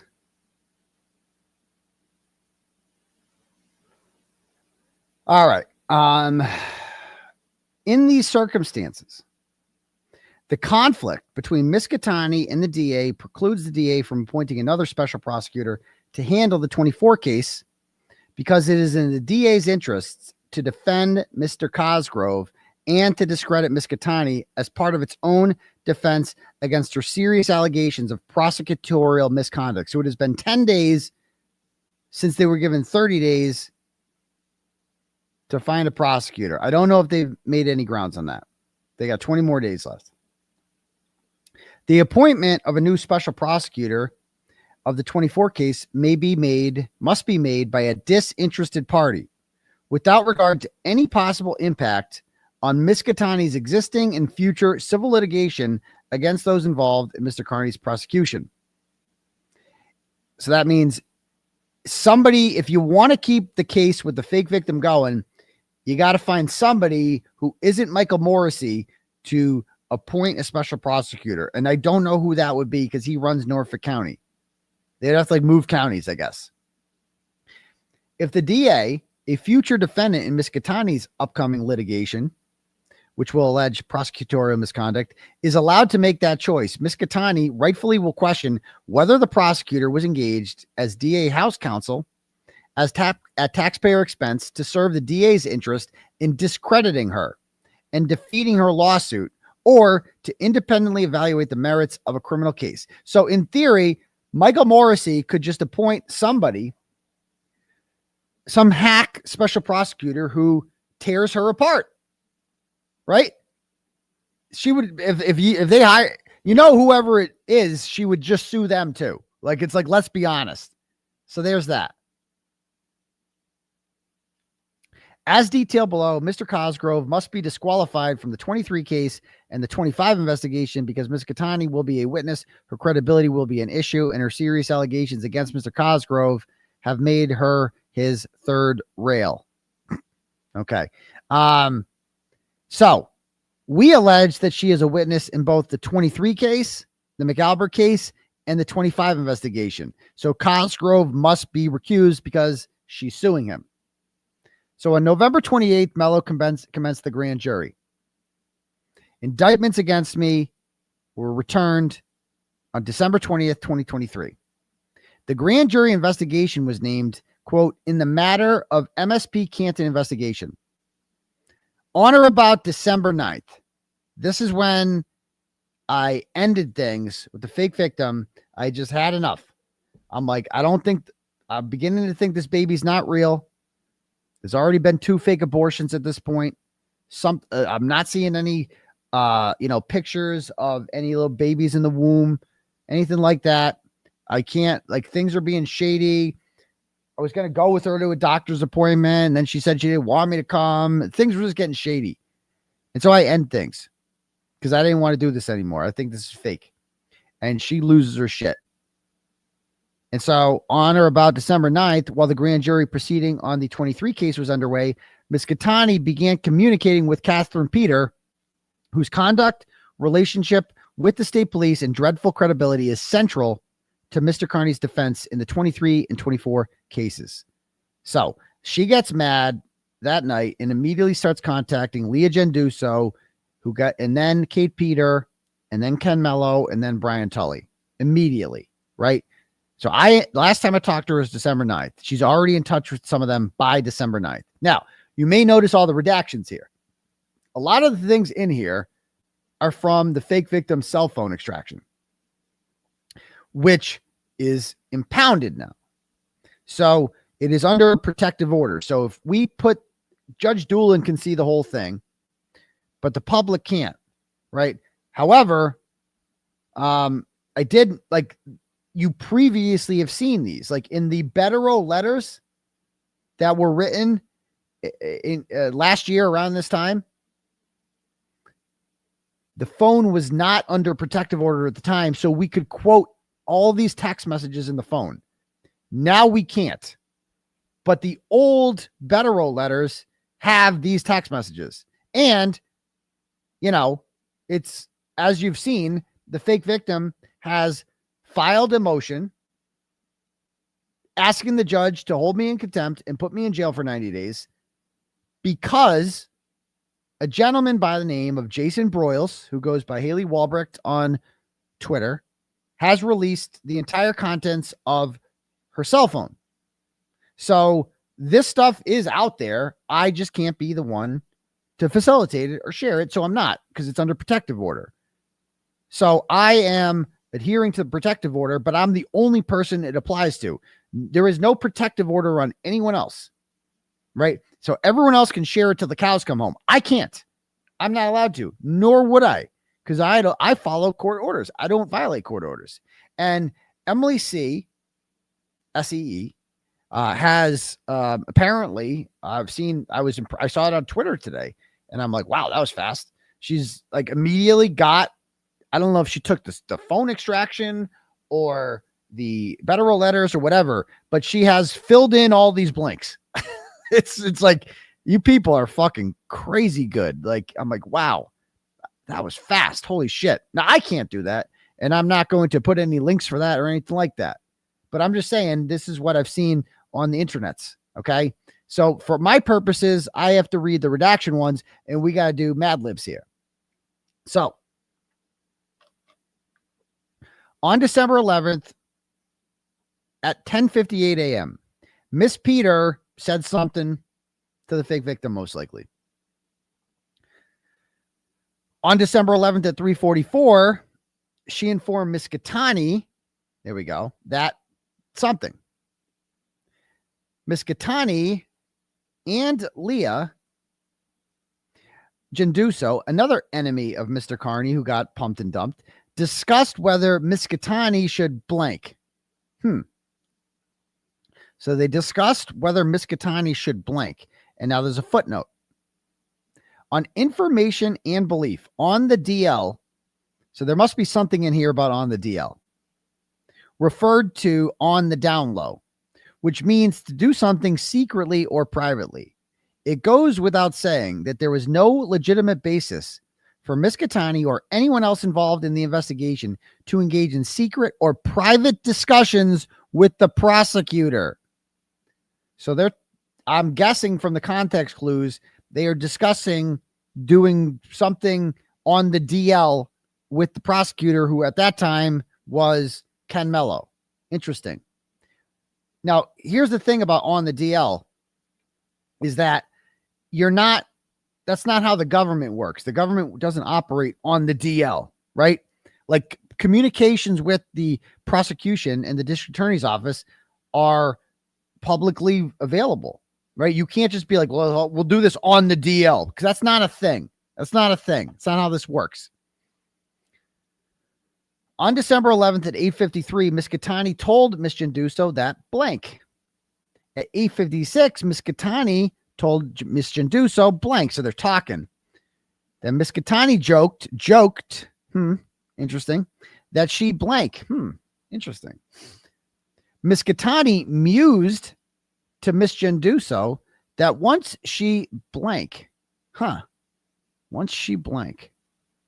Again, I wish I could read these, but some people may have, named Emily may have, put the pieces of the puzzle together and made their own documents showing what these are. I don't know. On December 11th at 9:22, Miss Gaetani told Miss Genduso that blank. On December 12th, Miss Jennifer McCabe, a key witness in the 2023 and 2025 investigation, in the presence of Miss Peter, told Miss Gaetani that if she was, quote, really sorry for previously supporting. Hold on. Why can't I read? There we go. If she was really sorry for previously supporting Miss Reed, she would testify before the grand jury. Let's check this out. So this is on her Substack where she's grifting and trying to get money from people, and somebody sucked it up and paid for it. This is what she had to say the other day. And she says, "Oh, I'm with Jen McCabe," and Jen McCabe just hops on the phone. And I don't know. I don't know what to say to this person. Like, I've never met her. I just said, "Oh, I'm so sorry for everything that you've been going through," And she says to me, just like this has been said before, "If you were really sorry, you would testify before the grand jury." If you were really sorry, you would testify before the grand jury. Now, keep in mind, if you were Jennifer McCabe, would you trust this hoe? Jennifer McCabe hates me. I have been attempting for the last 9 months prior to this to expose her and put her in jail. And she hates anyone who supports me. And she definitely doesn't like anyone who would sleep with me, right? Because that's the ultimate form of support, I suppose, right? And, so she's going to be weary of somebody like that. And so all of a sudden, this stranger emerges, and Kate Peters like, "Yeah, we have Turtleboy's ex-girlfriend. When did they break up? 2 days ago." Oh, okay. And what's her deal? Well, she wants to help. And Jen's like, "I don't trust this hoe. Why her eyes so far apart? Like, what's up with that?" And so Jen McCabe gets on speakerphone and tells her, if you're really sorry, right? If you're really sorry for supporting Karen Reed and Turtleboy, then you need to testify before the grand jury and say what we want you to say and put Turtleboy in jail, right? Also known as witness intimidation, because she's coercing testimony out of her. She's telling them, if you're really sorry, if you want our approval, you got to fucking earn it. You got to get in there and earn it. Do the right thing. Exactly. Do the right thing. Get in there. Go do it. But of course, that's our take on it. Here is the fake victim's white trash take on that. Excuse me, bitch. And yes, I did say this to Aidan on the night that he came over my house. Excuse me, December bitch. 23rd. Excuse me, bitch. That disgusted me. Rubbed me absolutely the wrong way. Like, first of all, I have nothing to be sorry for. Oh, I man. never participated in any protests. Okay. I never participated in any. Oh, you did much worse than that, dear. You did much worse than that. You gave that fridge all of the money. You gave it. Oh, my God. You broke the fridge. So that's a worse crime to Jennifer McCabe than anything. Anything. So anyway, that is. And why is that relevant? Well, she I know I heard rubbed the wrong way. It's like she knows a thing or two about that. Anyway, so back to this. Why is that relevant? Well, that would make her a potential witness for us, wouldn't it? You heard, so Jennifer McCabe coerced a witness into saying something against me that led to me being, that's discoverable, my friend. We need to know more about that. And if Lindsay Gaetani is now a witness in the case against Jennifer McCabe that Robert Cosgrove is prosecuting, then he's going to need to recuse himself because she's suing him. And that creates a conflict in which Jennifer McCabe becomes the victim, right? Because if Cosgrove has to discredit Lindsay Gaetani, that hurts Jennifer McCabe because they need them all to be working together. See what I'm saying? Next. On December 13th, Miss Gaetani expressed concern to Miss Peter about her blank of criminal exposure for witness intimidation because she created a fake Twitter account in which, under the name Jane, she relentlessly attacked Mr. Kearney at the time that she supported him under her real Twitter account. So, let's talk about the Jane account. The Jane account enters the chat. This is one of the funniest things. Let's see what we got here.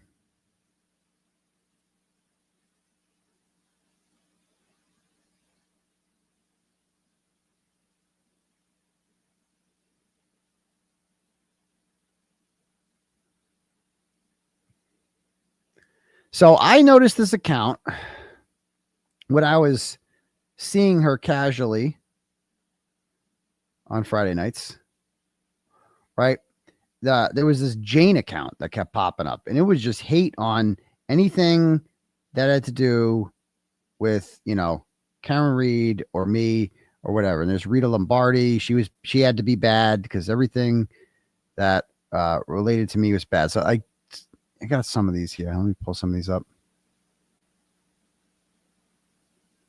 Oh, this is a funny one. Look at this one. This is a funny one. So, spoiler alert, Jane is Lindsay. And on October 30th, right around the time when Sweet Baby Clay is conceived, this Jane appears. And she's a Twitter troll. And she was a vicious one. And here she is on October 30th, 2 days after the Halloween party, where Gaffney, who might be more obsessed with me than any of them, goes, his wife, his side piece number 1 or side piece number 2. If you add their look scores, it's only a 7. Average it, and it's a 3.5. Okay. And then Jane comes to the defense of side piece number 2. Okay. And Jane said, because like Gaffney has dissed side piece number 2, which is Lindsay. They had figured out that there was side piece number 2, they called her at the time. Somebody had seen us, Troll Homeo knew about us. And so Troll Homeo started tweeting out about side piece number 2. And so then Jane emerges to defend the honor of side piece number 2. And Jane says that side piece number 2 is actually surprisingly good looking. There's no way he actually pulled that unless she's blind. So this is Lindsay, okay, using the account Jane, defending her honor, saying that she's so pretty that she must be blind to be with Turtleboy.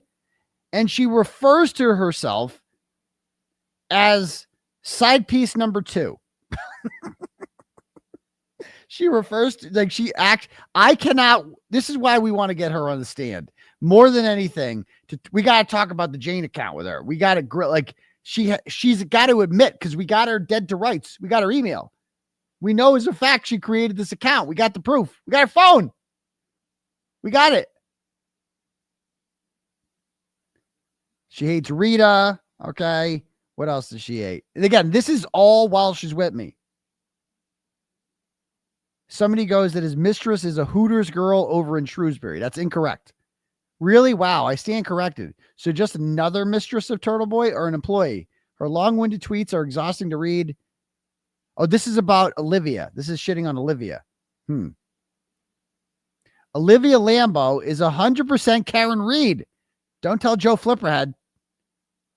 It's very obvious that Dr. Turtleboy and Olivia Lambo, that you think Karen is so slick and smart. If you cared about your kids, you would separate from her now.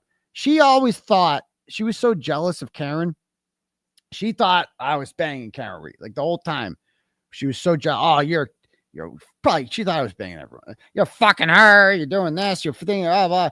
Anytime I said something nice about a woman, like I said nice things about Olivia Lamb. Oh, you're probably fucking her too. She probably is Karen Reed. Oh, yeah, you're probably fucking her. Jesus Christ. What else did she say? Karen Reed, they talk every day. He runs everything by her. She tips him off before they come out. They are very close. Right.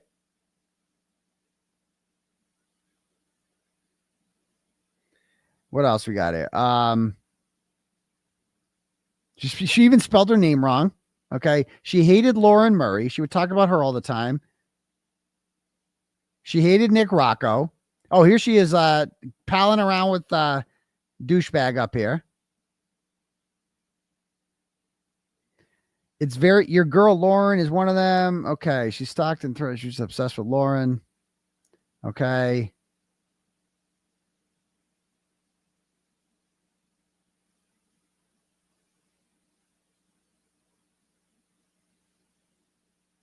She's just obsessed with Lauren Murray.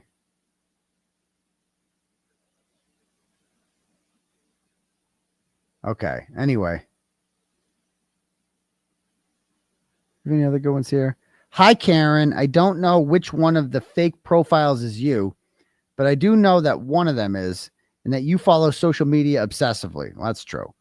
You know how I know? Because Turtleboy brags about all his convos with you. You know what else he brags about? Oh, yeah. She's so smart. What else is she talking about here?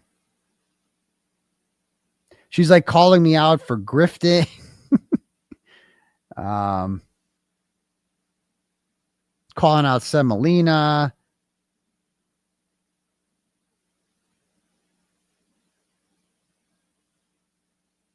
There's so many here.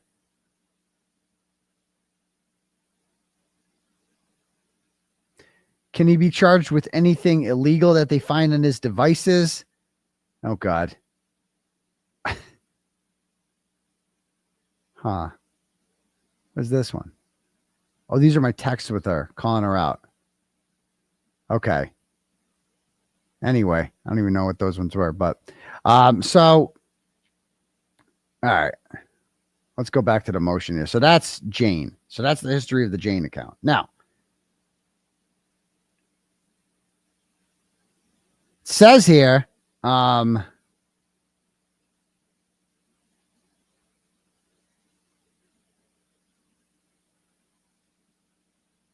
right. On December 13th, Miss Gaetani expressed concern to Miss Peter about her blank of criminal exposure for witness intimidation because she created a fake Twitter account in which she, under the name Jane, relentlessly harassed Mr. Kearney at the same time she supported him. Miss Gaetani understandably was worried that when DL Tully blank, she bizarrely engaged in an online discussion with herself under two different names, where she simultaneously attacked Mr. Kearney as Jane and defended him as Lindsay Gaetani. So this chick's all worried that, oh, when they get my phones, like, remember, she does not want to hand her phone over. She didn't want to, she said this publicly many times. I didn't want to hand my phone over, but they wanted my phone. She just wanted to snitch on me on the DL. She's like, I got to hand my phone over. And I wonder why. if she hands the phone over, they're going to realize she's Jane and she's a psychopath and she's doing all this shit. Footnotes.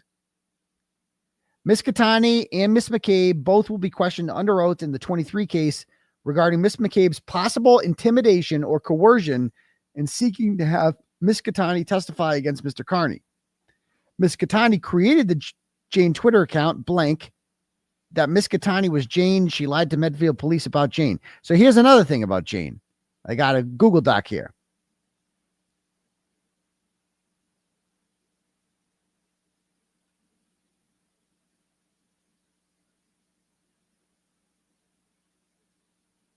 All right.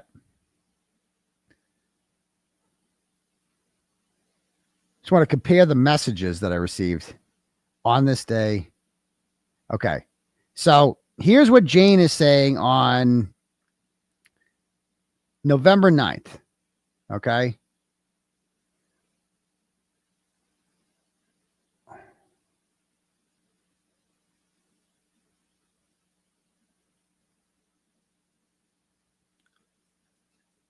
All right.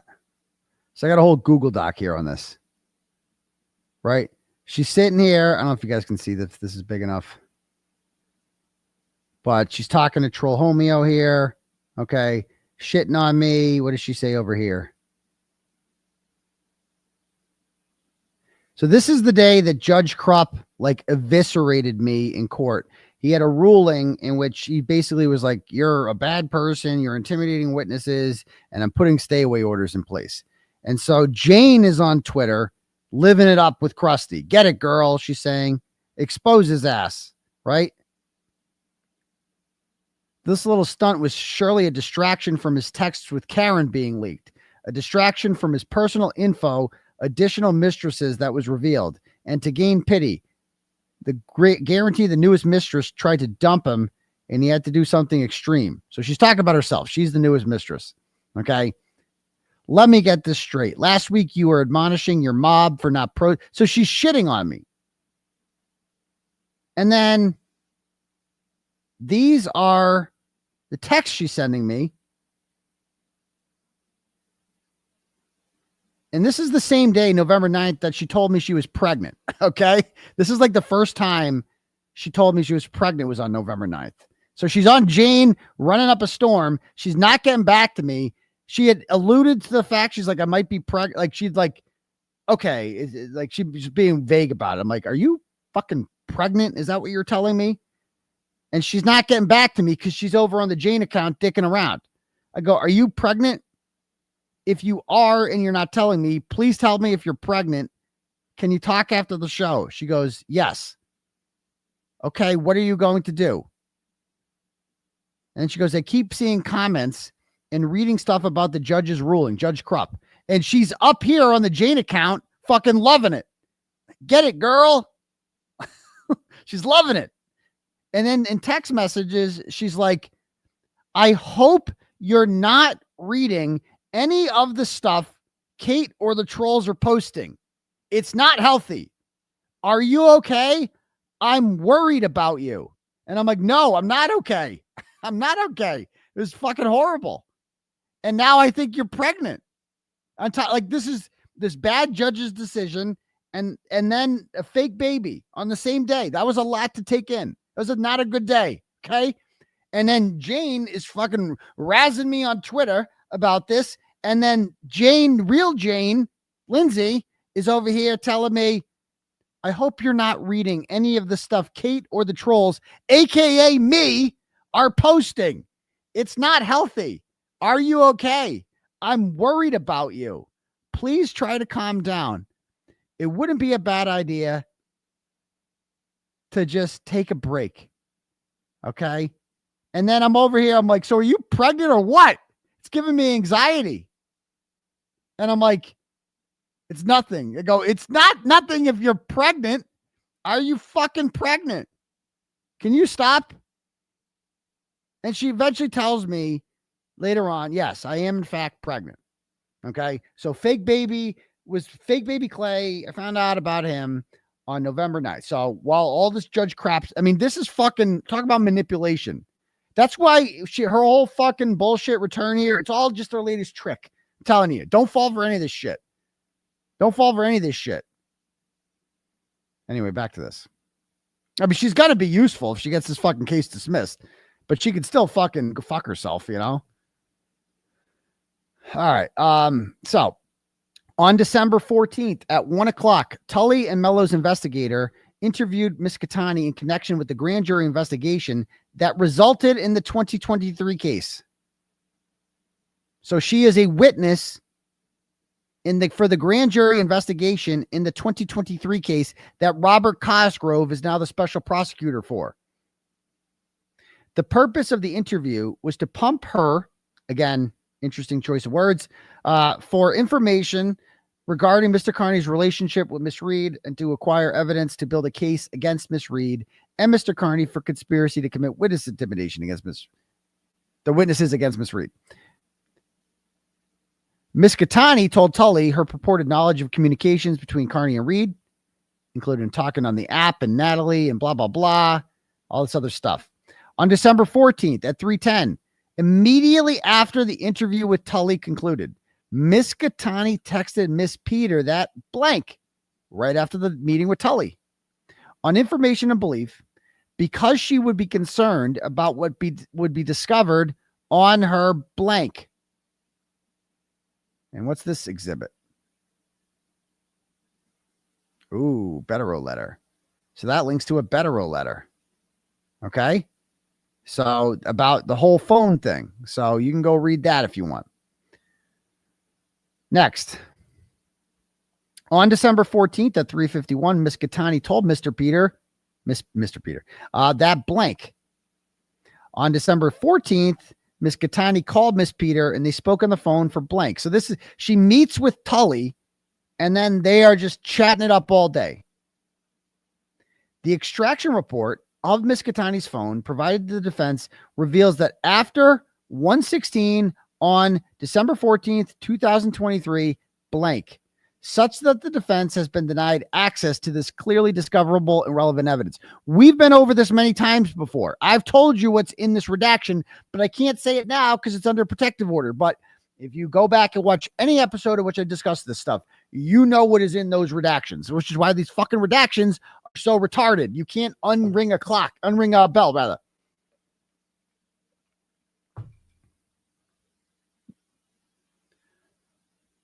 On December 15th, what's this footnote? For more than 1 year, she has relentlessly accused Tully of improperly disclosing the contents of her phone. This dispute will serve as the subject of examination for both Miss Gaetani and Tully in the 23 case, which places Mr. Cosgrove in an impossible situation: how to examine his accuser and co-defendant under oath, where they will contradict each other and then address their credibility. Like, how is he going to do that?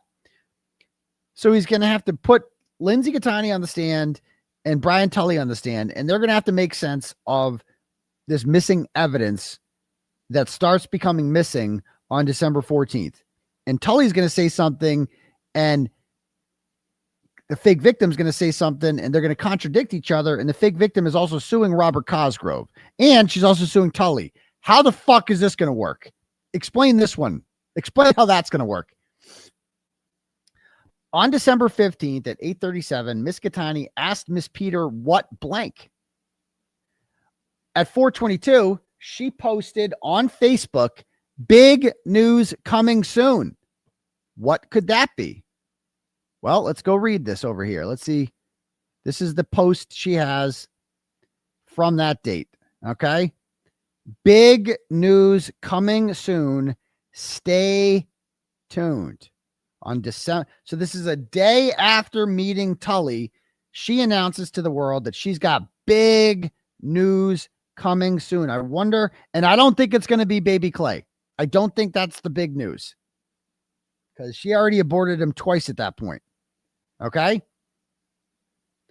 On December 15th at 7:54, in response to Mr. Kearney informing her that he knew that she attacked him as Jane, Miss Gaetani taunted Mr. Kearney by texting him GJ. So, timeline here.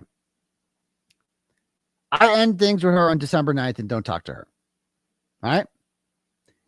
And she starts talking to Leah Genduso, Kate Peter, Ken Mello, and Brian Tully. She has met with all of these people, talked to all of them extensively during those 5 days of separation.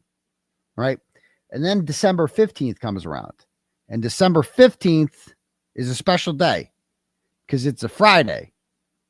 And Friday was, finger blasting and McMorgan's Day. That was the tradition. Okay. So this would be her first Friday without me. And I knew I was going to get a text on this day. I'm like, there is no fucking way she's not going to contact me on Friday. I don't know she's doing all this other mischief. I don't know any of this is going on. But Friday, I know I'm going to hear from her. There's no way I'm not going to fucking hear from her. She's going to trust me. She's going to want it. Like, no fucking way. She's addicted to this, but she can't stop. And so, but I blocked her. So she logs into a burner account and messages me. So this is from a number I don't initially recognize. Okay. So LOL, you silly little man. And it's redacted, but this is from my phone, so I can say it. This is Kara, aka Fartbox. Fartbox, for those of you unfamiliar, is a woman by the name of Kara Horne, Horne, who was another. She's like a fan who kind of threw herself at me, and she wanted to be in sex cult. She said that's what she called it, sex cult, and like an actual sex cult. Like she wanted to just. She wanted to kind of role play in that role. No meals of food with her, right? No overnights, nothing like that. Back of the car frequently with her. Okay. Not frequently, probably 5 or 6 times. Okay.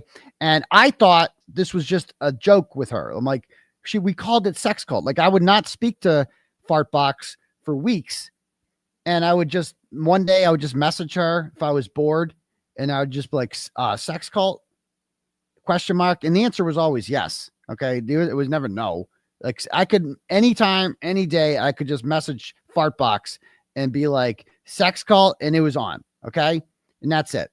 And there was literally an hour or two. See you later.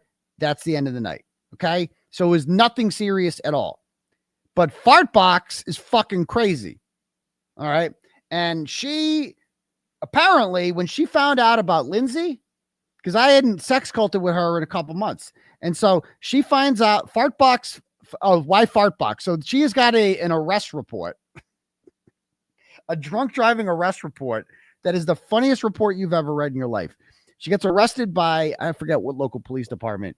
And she's like a fucking mess. And in the police report, she like while in their custody, she like bends over on purpose and just fucking lets it rip. Like this thing, boom. Didn't give a fuck. It's one of the funniest arrest reports you've ever read in your life. So that's Fartbox.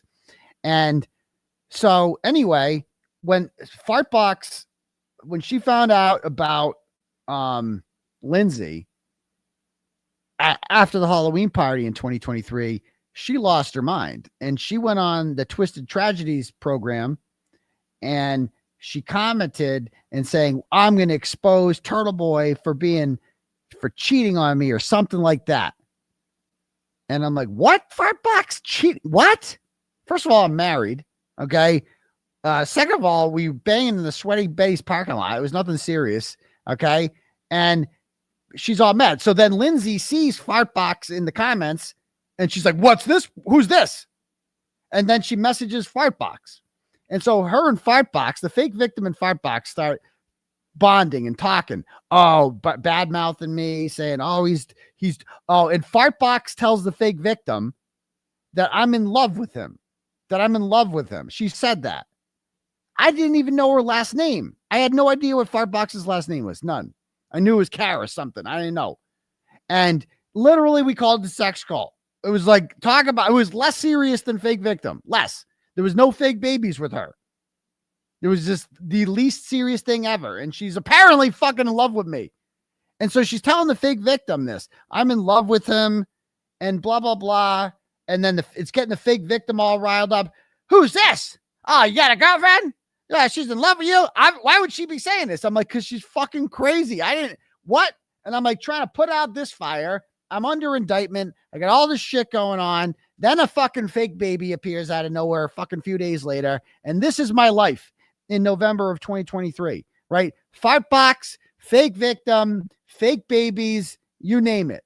Tough, real indictments, etc. So anyway, that's who she's referring to here. So she messages me, the fake victim messages me and goes under a burner account and goes, LOL, you silly little man.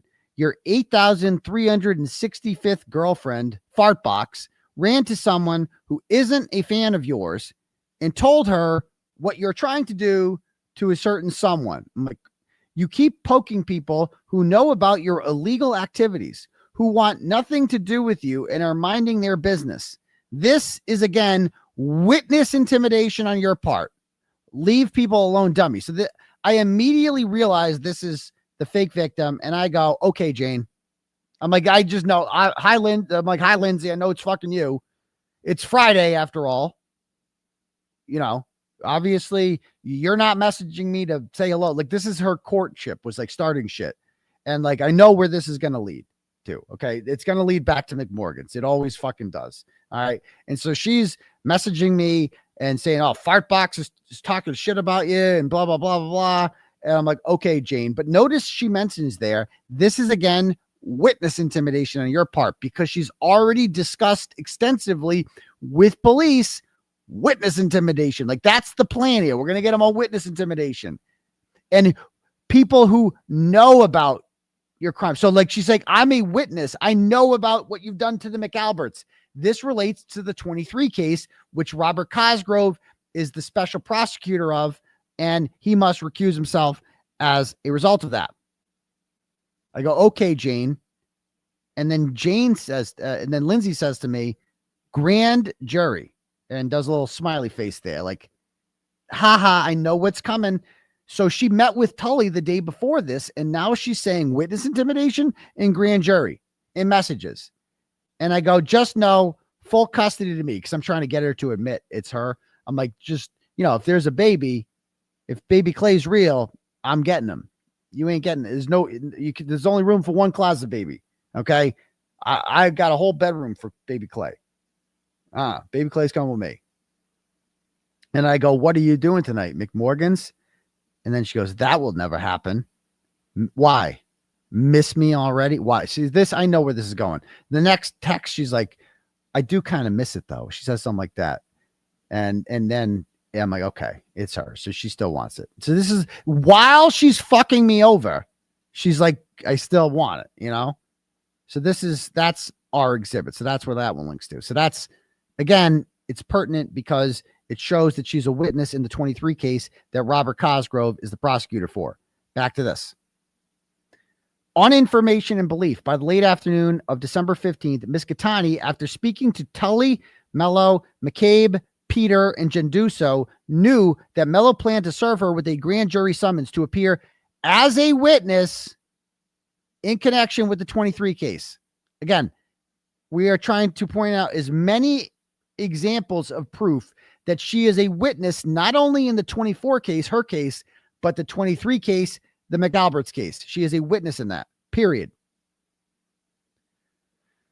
On information and belief, her public announcement in which she teased big news related to her glee at being anointed a witness against Mr. Kearney in connection with the 23 case, 23.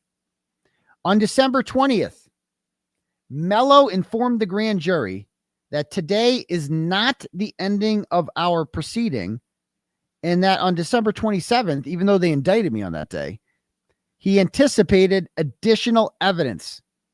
So he's like, they indicted me and we got more shit basically come out, maybe more indictments on the 27th. On December 22nd, Tully served Miss Gaetani with a grand jury summons, compelling her to testify on December 27th, 2023. Let's examine the grand jury summons that she got. So Tully shows up at her place. And this is summons. Notice what it says, what it's about. in regarding the investigation into Canton witness intimidation, aka the McAlbert case. So what is she a witness in? She is a witness, a testifying witness in the McAlbert case. Boom. Undeniable. She is a witness in a case in which Robert Cosgrove is the special prosecutor. Therefore, he must recuse himself because he's being sued by her. Done. Next. Miss Gaetani's grand jury summons testimony on the same day Mr. Mello informed the grand jury it would hear additional evidence was issued in connection with Canton witness intimidation. There you go. The grand jury summons that Tully served upon Miss Gaetani instructed her to report to the special assistant DA, which of course was Mr. Mello. The only legitimate basis for Mello to A, inform the grand jury on December 20th that it would hear evidence on the 27th, and B, to direct Lieutenant Tully on December 22nd to subpoena Miss Gaetani to testify on December 27th regarding Canton witness intimidation case was because Mr. Mello and Tully deemed Miss Gaetani a material witness in the 23 case. Boom. On December 23rd, Tully applied for and was granted a search warrant authorizing the seizure of Miss Reed's phones. So remember, they got a search warrant for Karen Reed's phones, which they didn't execute for like a month because she went to Florida. Remember, they were tracking her. And based on what information? Well, there was two people who were listed in the affidavit to get Karen Reed's phones. Natalie the German and Lindsay Gaetani. And, you know, some have said that I caused problems for Karen Reed because I brought Lindsay Gaetani into her world, right? Because this warrant, the affidavit for the warrant contained in part, you know, like part of their interview with Lindsay Gaetani. However, had I not gone over to the house she'd already been interviewed on December 14th. So if I hadn't gone over to the house on December 23rd, they still would have got the warrant. Okay. And I brought, sure, if you want to say that I brought Lindsay Gaetani into Karen Reed's life and caused problems for her, well, Karen Reed brought Natalie, the German, into my life, and she's now a witness against me. So I would say we're even on that front. We are a wash. Both of us made bad decisions, right, about people that we allowed into our lives, right? We both did. We both had poor judgment on that. We all make mistakes, okay? I brought Lindsay Gaetani into my life, and she trusted Natalie, who is a fucking psychopath, right? Was it a fake summons? No, it was not a fake summons. It was a, whether or not they never went through with the grand jury on that day. They did cancel, but it was a real grand jury summons, but for a grand jury that didn't end up happening, if you will. And it was used as bait to get me over there. All right. So on December 28th, Mr. Mello inexplicably gave reporter Jessica Machado a lengthy interview detailing his investigation of Mr. Kearney. He noted that Miss Gaetani recently became a witness after he received communication from her. So this dumbass goes and talks to the media and says, yeah, she recently became a witness. There it is. Is there anything more concrete than that she's a witness besides the prosecutor saying she is a witness? There you go. How can Cosgrove not be recused from this case? How can he not? What is the exhibit? Oh, no, it's the Just Machado interview. Mr. Mello's interview, which occurred while he was still conducting a grand jury, was a brazen violation of Rule 3.6. In yet another example of his complete indifference and or sheer ignorance regarding his professional obligations as a prosecutor, Mr. Mello publicly announced that his case against Mr. Kearney was overwhelming. He expressed his confidence in Mr. Kearney's guilt. He smeared Mr. Kearney as a master manipulator while defending, by the way, the woman who is manipulating me by pretending to be pregnant with my child in order to fuck with my emotions, and is also running a Twitter account where she fucks with me and then on a real account says, don't listen to the Twitter accounts. But I'm the manipulator. He says that I exploited a substantially younger woman. What? This says that Mr. Kearney was 42. Mr. Kearney was actually 41. I was 41 and she was 37. That's a big eight. What? 41 and oh yeah, I took advantage of this innocent 37-year-old. I mean, Jesus Christ, folks. First of all, she's an adult. She's a fucking adult, but a 37-year-old adult. And I'm insane. Insane. Goes on to say, on information and belief, Mr. Mello's December 28th public assertion that Miss Gaetani recently became a witness referred to Miss Peter and Mr. Mello's blank conversation about Miss Gaetani, which resulted in Miss Gaetani providing Tully with information about Mr. Kearney and Miss Reed on December 14th. On January 22nd, Tully applied for a second search warrant authorizing the seizure of Miss Reed's cellular phones.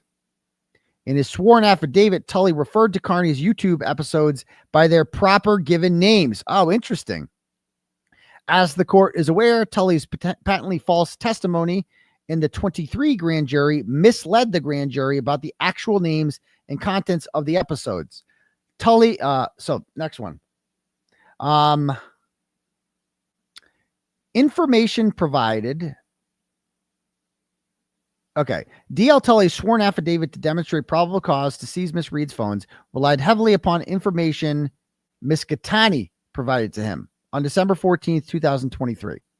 Information provided by Miss Gaetani to D.L. Tully on December 14th, 2023 was essential support for Tully's conclusive claim that Miss Reed's phones will contain evidence of witness intimidation. So she is a witness. She is a witness. In his affidavit, Tully explained that a special prosecutor convened a grand jury in an ongoing investigation into intimidation of witnesses involved in Commonwealth versus Reed. D.L. Tully identified Miss Gaetani as Jane in his affidavit. I read this affidavit in jail, and it's like they called her Jane, which is just wild. The same name Miss Gaetani used for the fake Twitter account she created for the purposes of attacking Mr. Kearney. D.L. Tully's description of the grand jury investigations referred to what is now the 2023 case and Mr. Mello's failed 2024 attempt to indict them both, which Mr. Cosgrove has resurrected in the 20. So Cosgrove's trying to do what Mello couldn't do in 2024. I don't believe he actually is convening a grand jury against Karen and I.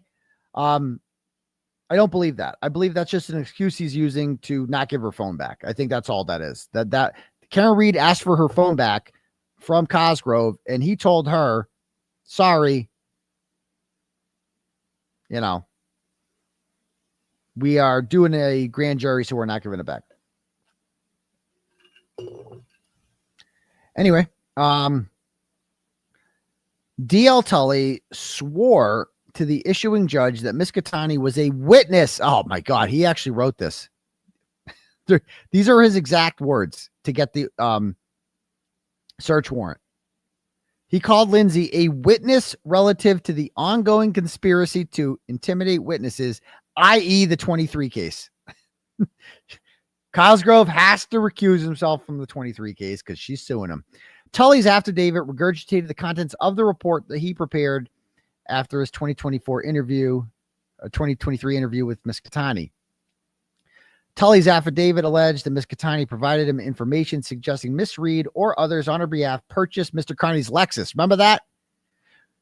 So the fake victim tells him, I think that Nathan Reed gave him a free Lexus or something like that. And they're like, well, relying upon this information, Tully swore that Mr. Kearney drove a Lexus and that further records, which on information and belief were received in response to a subpoena based on information Ms. Gaetani provided Tully, revealed that Mr. Kearney's Lexus was paid in full with a personal check. So these idiots, I mean, I laughed so hard when I heard this. I'm like, bro, they're looking into that. That was like a rumor started by Krusty Panties. Like Aidan got a new car. So I was driving a beat up Honda CRV and it was time for a new car. and I treated myself to something nice. It was either going to get that or the Acura RX. No, not RDX, the Acura RDX. I like that car too. I like Acuras. And so I'd never bought a nice car before. I'm usually buy, used cars from Framingham, right? Where they just move fucking cars at that, what is that place called? I forget what it's called. It is on Route 9. They move fucking cars there. It's crazy. And Automax pre-owned. That's where I used to get a car. Yeah. And so anyway, so I decided I'm going to get a nice car. All right. And I'm like, fuck it. I was going to get the 2022 or 2021 RX 350, right? With like 25,000 miles, whatever. Like my mom raised me to buy used cars. Like we didn't buy new cars in this house, right? Because they're like, nothing depreciates faster than a fucking car, right? The worst investment you can ever make is buying a new car. That's what they say. Because the second you leave, it leaves a lot. It fucking depreciates. Not like a house. It just immediately loses value. The best time you could buy a car is with 30,000 miles on it. Okay. Fuck it though. I went down there and I was going to buy it. And then I was in the showroom and I saw in the middle of the showroom, I fell in love with the car. Okay. I've never fallen in love with a car before. The 2023 Lexus RX 350, which has a fucking, when a Bederow saw the screen in this car, it's like the biggest fucking screen you've ever seen. You're like, whoa, that's a big fucking screen. Right. And I sat in it and the salesman is like, this is your baby, isn't it? And I'm like, I think it is. It's $10,000 more than I was hoping to pay, but fuck it. I'm doing well. The grift train is moving. And so they believe, these idiots are like, well, he must have got, he must have been given this Lexus for free by Nathan Reed, because Nathan Reed works at a Lexus dealership in Rhode Island, and that's a neighboring state. So he must get it for free. And so they actually investigated that, and they found out that nope, I paid cash, baby, because the grifting is going well. And so I went in there and I got a whole lot of Turtle Club memberships. So fuck it. I'm not even going to have a car payment. I'm just going to write you a fucking check right now. Boom. No interest, nothing. Best decision I ever made because I love that fucking car. I love driving this car. It's been the awesomest thing I've ever done is being a Lexus owner. It's the fucking best thing in the world. So anyway, back to this. But they actually investigated that based off of Lindsay Gaetani's word that I was given this by Nathan Reed, which turned out to be false because they looked at my bank records and they saw that I fucking paid for it with a check. And then they went and saw that I had no money coming in from the Reeds. So that was the end of that. D.L. Tully explained that Ms. Gaetani was served with a grand jury summons on December 22nd, and that the following day, Mr. Kearney told her to inform the grand jury that she didn't recall anything, to delete evidence, that he would engage an attorney for her if she cooperated with him. None of that's true. She swore on the issuing magistrate that information outlines the blah, blah, blah. Tully explained that he was seeking evidence from Miss Reed's phone related to the witness intimidation of, among others, Chubbs McCabe, Jen McCabe, Big Bad Brian Albert, Chris Albert, Colin Albert, and Juliana Albert Proctor and Elizabeth Proctor, i.e., all of the people in the 2023 case.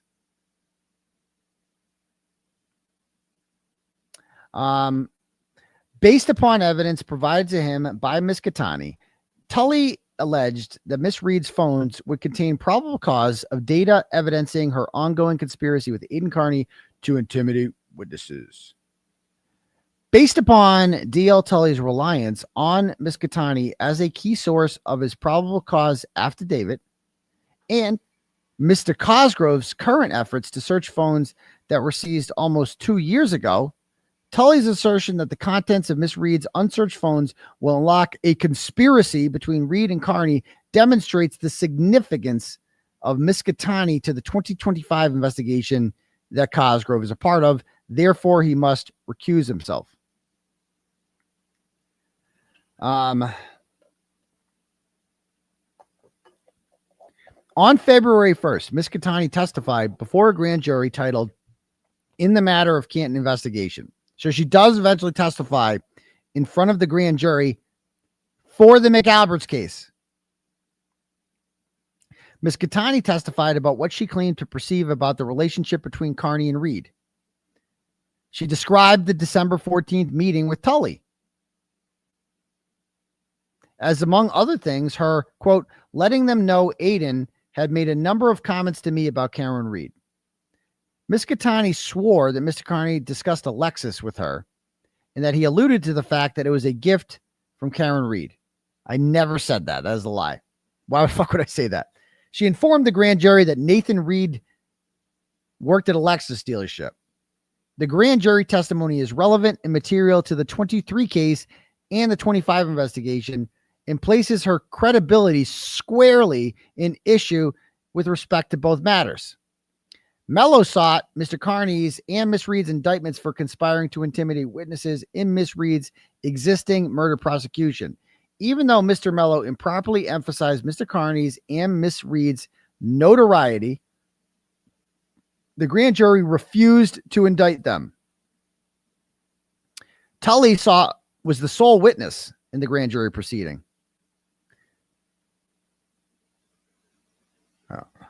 Prior to this grand jury presentation, Mr. Mello and Tully subpoenaed bank records from Lexus to imply that Miss Reed and her family purchased the Lexus as a reward for him. On information and belief, the originating source of the information about this was Miss Gaetani from the December 14th, 2023 interview.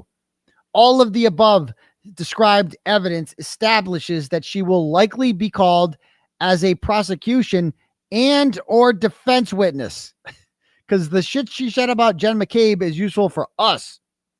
And she'll tell, I have no doubt that she doesn't give a fuck. She's just burning this shit down at this point.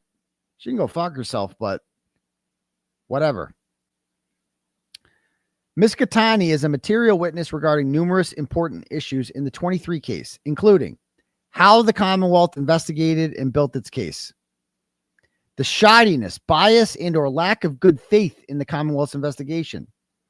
As a witness at a pretrial hearing seeking suppression of any evidence obtained from Miss Reed's phones. She tells about the relationship between Mr. Kearney and Miss Reed and explaining how Mr. Kearney and Miss Reed communicated. Miss Gaetani is also a material defense witness who will be called to impeach several prosecution witnesses, including Tully, Mello, Miss Peter, and Miss McCabe. And again, how's Cosgrove going to deal with that? Gaetani recently made a series of public statements in which she made serious allegations discrediting these witnesses, in which therefore are favorable to Mr. Kearney. Ms. Gaetani recently announced that she possesses evidence which will expose every single lie made by Miss Peter, Miss McCabe, and Tully. She has publicly claimed that Miss Peter goes to bat for and defends the misbehaving D.L. Tully because of her vested interest in covering for him. That's Exhibit N. What's that? Let's see, click on that. Oh, no, it's like, so she's got her tweet storms are coming into play. She's got a whole tweet here about how I don't even know what she's talking about, but again, we're going to ask questions about this. So that makes her a witness in the 23 case. Ms. Gaetani allegedly possesses electronic messages that prove Tully is corrupt and that Miss Peter is a snake and a scumbag that nobody trusts. Well, that would make her a great witness for the defense. No? So she's a witness either way.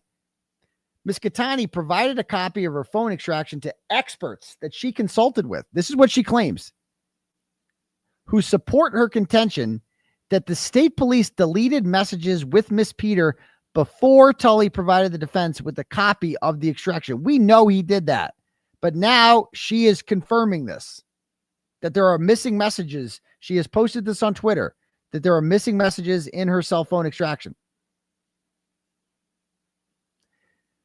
She publicly alleged the Commonwealth never intended to actually prosecute Kearney through the end because it can't explain why Tully's and Peter's messages are missing from an extraction report the state police made of her phone, and why Google Drive links that Miss Peter provided to the Commonwealth are missing. She's claimed that Miss McCabe provided Miss Peter with benefits, including paying for her makeover, haircut, and clothes. And by the way, I did not realize how big fucking Krusty's hand is. I saw it for the first time today. Can we just talk about Krusty's hand for a moment? We need to discuss this.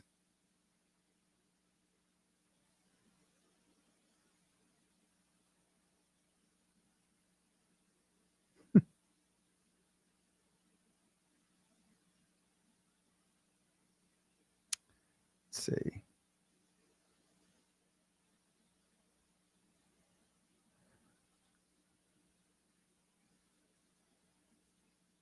So Krusty makes this post today.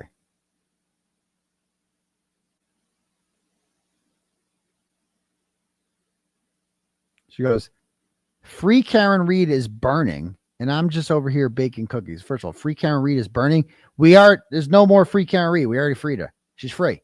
Mission accomplished. We're on to FTB now. Free Turtleboy. We've already done Free Karen Reed. She's free. Problem solved. On to the next person we're freeing. Turtleboy. There you go. So it's burn. Okay, whatever that means. And I'm just over here baking cookies. Again, that is the division that JFK and company are fueling for clicks. They are fueled. They love this shit. They love this. But bro, can we talk about the hand? Look at that thing. Like, did she punch a wall? That's what it like. Did she like break her hand years ago and never got it fixed? Why is her hand an oven mitt? Why does it look like that? Bro, look at that fucking hand. That is a man hand. I never noticed that. Look at that hand. What? Her hand has a fucking tumor. Look at that thing. It's about to explode. It looks like John Connolly's neck. Look at that thing. And where's her wrist? Why is there no wrist? It's just her. What is? It's like she's wearing a fucking cast. Bro, that's Krusty's hand. What? I don't need. Okay, I can't even harp on the hand too much. It's just too much. Okay, next.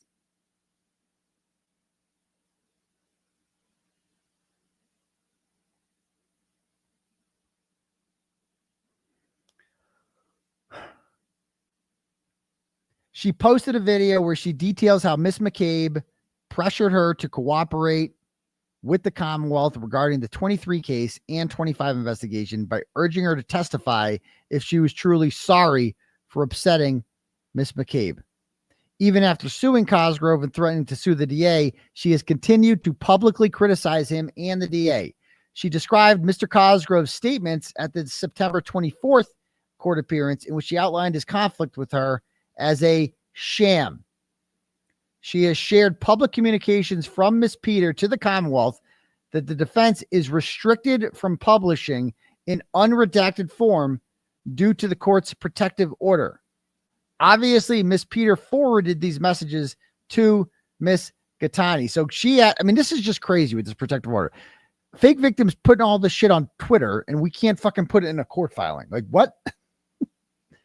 Anyway, Miss Gaetani is a material witness in the 23 and 25 cases because her testimony will support my defense that the Commonwealth conducted a shoddy investigation that relied on witnesses with dubious credibility. She is a material witness in both because her testimony will support Mr. Kearney by confirming, contrary to Tully's claims, that messages between and among Miss Gaetani, Tully, and Peter disappeared from blank by the state police. In the event that she testifies as a prosecution or defense witness, her credibility will be an issue, and her pattern of false statements, including her remarkable claims that the prosecutor and lead detective intentionally violated her rights and interfered with her rights, which led to her to sue them and threaten the DA, will be relevant examination topics. In light of the Commonwealth's heavy reliance on her to seek Mr. Kearney and Mr. Reed's indictments, it is in the Commonwealth's interest that Miss Gaetani be a credible witness. They need her to be credible.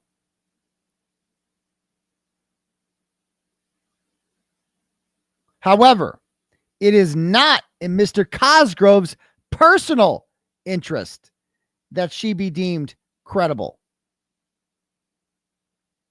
The same is true for Tully, who has no business remaining involved in the 23 case, the 24 case, and the 25 investigation due to his clear conflict with Miss Gaetani. So they both got to go. Because again, the Commonwealth needs Lindsay Gaetani to be credible. But the DA's office and Special Prosecutor Robert Cosgrove both need her not to be credible. They have to discredit her. These things conflict.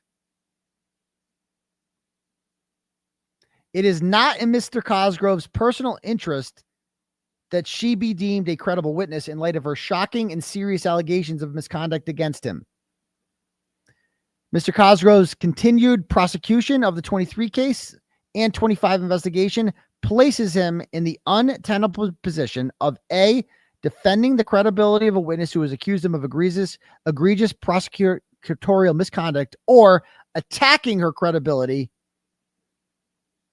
whose credibility the Commonwealth must defend. The public's confidence in the criminal justice system will be severely impaired in the event that Cosgrove, at great taxpayer expense, continues as a special prosecutor on any of these matters, given that he would be laboring under an obvious and irreconcilable conflict created by the serious sworn allegations of his misconduct by a prosecution source and witness. Because of his personal interests and the DA's interests are in conflict, both Cosgrove and the DA cannot be involved in any matter in which she is a possible witness. They have to leave. Wherefore, as alleged herein, the DA's office should be precluded from appointing another special prosecutor, and Cosgrove should be disqualified. I mean, bro, how thorough is this? What are they going to say to this? Anyone have any ideas? Because I've racked my brain. Like, how does Cosgrove respond to this? I mean, this is the greatest get out of free jail opportunity ever for them. Like, Cosgrove doesn't want to be part of this. He read Mega Motion. And he's like, fuck, I don't want to respond to this. I want to go golfing, I want to go out with my wife and see a show and eat dinner at 4:00 and be sleeping by 7:30, I don't want to do all this work.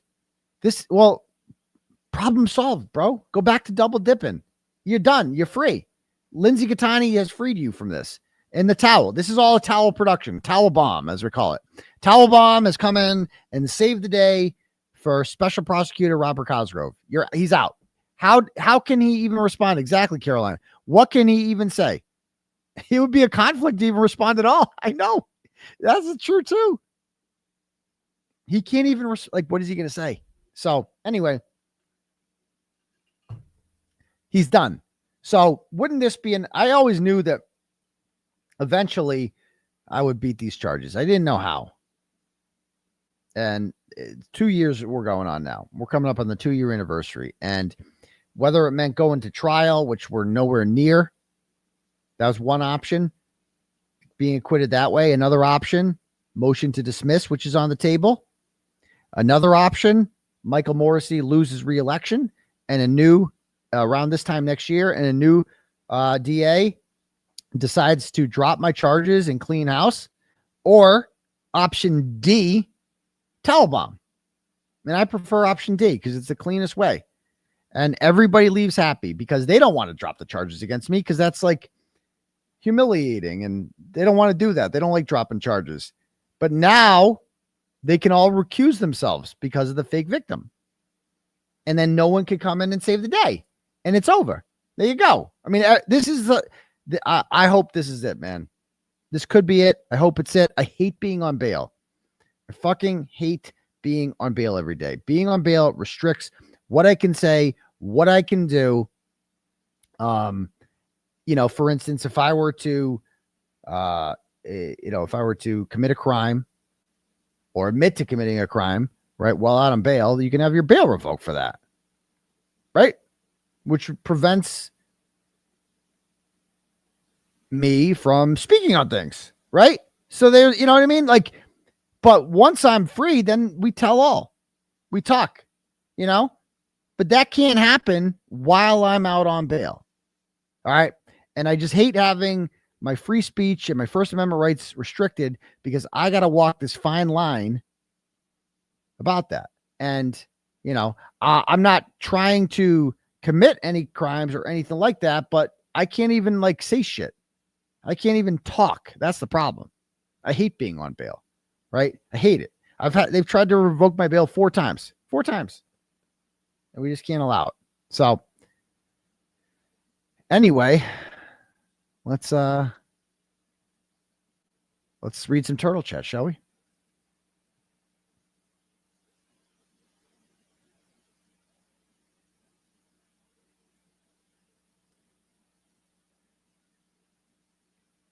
Good crowd tonight. Nice to see you guys. Don't forget to smash that subscribe button for me. Can we get to 163,200 by the end of the night? We're up to 163,156. We have lost 38 subs during the stream. They must be JFK fans. Over 6,000 people are watching right now. Can we make up for the 38 we just lost? Smash that subscribe button. Come on. I guarantee you at least 100 you watching right now haven't smashed the subscribe button. Let me refresh. Still at 156. You guys can do it. Come on.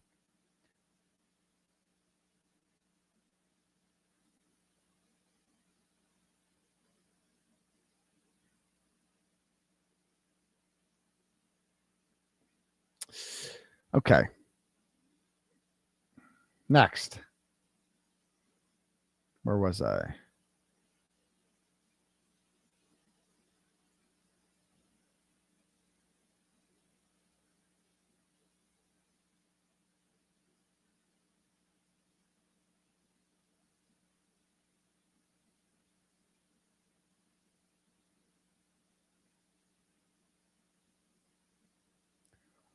All right. Sebastian sends $8, goes, what happened with the order in New Jersey the other day? Did it get extended? No, it did not. Well, it did. I mean, it's the temporary. We had a date set.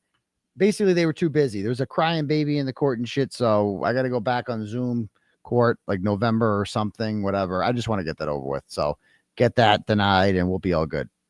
Whatever, even if the order's fucking red, I don't really give a shit. But like, I don't want an order because I just one more thing they can jam you up on, but there's no grounds for this order whatsoever. So Nancy sends $10, goes, I adore you and what you do. However, this is your show and Altman acts like it's her chat. Please remove that cunt's wrench. Does she really? I haven't seen that. I don't know. It's not her chat, but when people, I don't know, like we just try to keep it flowing. I don't know. I'm not a big fan of the policing of the comment. When people are like, don't talk about this. People should talk about what they want to talk about in the chat. But I mean, some people like her, some people don't. I like her. She's a friend of mine. But whatever. I'm not forcing you to like anyone. So there's that. Thank you. Tara sends $10, goes, I love you, Kim and Will, but I'm not getting what Jess is doing. Well, she says she got your back. Meanwhile, confirms all she knows. Okay. She keeps the drama going. Also, she should be stopped going after Nurse Kim because she didn't answer a message. It sounds so petty. Again, I don't want to get involved with her and Nurse Kim. I hope they can figure out a way to coexist I like them both. So, and I mean, Jess has always talked about whatever everyone else is talking about. And that unfortunately is the big topic of the week. So there's that. It's a free country. She could talk about whatever she wants to talk about. But that's her prerogative. She's very supportive of me, and I just hope we can all get along because I like them all. Next. Real Fabulous sends $10, goes, JFK and his 2 minions are grifters. I'm not ready to go there with Kevy Kev. Kevy Kev has done nothing wrong to me. He has been nice to me when I've gone on there. He is the third guy on, you know what I mean? He's the Ringo Starr of the production. I don't want to trash Kevy Kev. I have nothing against him. She is starting, I think she should really go to therapy and stop the drama. She is starting to sound envious of your success, and you were right about PR and management. Okay, I appreciate the turtle chat. I don't want to get into trashing any other parties and starting more nonsense. So again, I wish everyone the best. Nikki Thomas sends $10 and says, I've been quietly following you for almost 3 years. All I will say is I think you are an incredible man. Well, thank you very much. And an inspiration. Just don't stop living in the present moment, Aidan. Follow your intuition always. And don't forget to stop and take care of yourself along the way. Well, that's very wise, Nikki. I appreciate that. Turtle Lover sends $10. Goes, love you, Turtle. I meant to say that those grifters aren't even from Southie. I can sit in my car in Georgia and fake it too. Only care about the truth and your hardcore reporting. And no, they were never there. Exactly. Mimi sends 50 smackaroos and says, how's it feel to be timed out, JFK? Haha. Sorry, I couldn't help myself. P.S. I will give him a sub, and I love that we are building the community with good people. Well, thank you, Mimi. Mana sends $25. Goes, journalism at its finest. Dedication to the truth. I'm still loving the stuffing out of you, by the way. Wink. From you, we get the scoop, the truth, and a bunch of fall down, funny laughs. Keep going and get them. Well, thank you, Mana. Kathy sends $10. Goes, please look at the Laura Owens case. I know she's like the fake pregnancy lady, right? She makes fake victim look like an angel. She has a criminal trial coming up in early 2026. Everyone who fakes a pregnancy like that should go to jail. I think that's pretty standard. Caroline sends $10. Goes, hi, Aidan.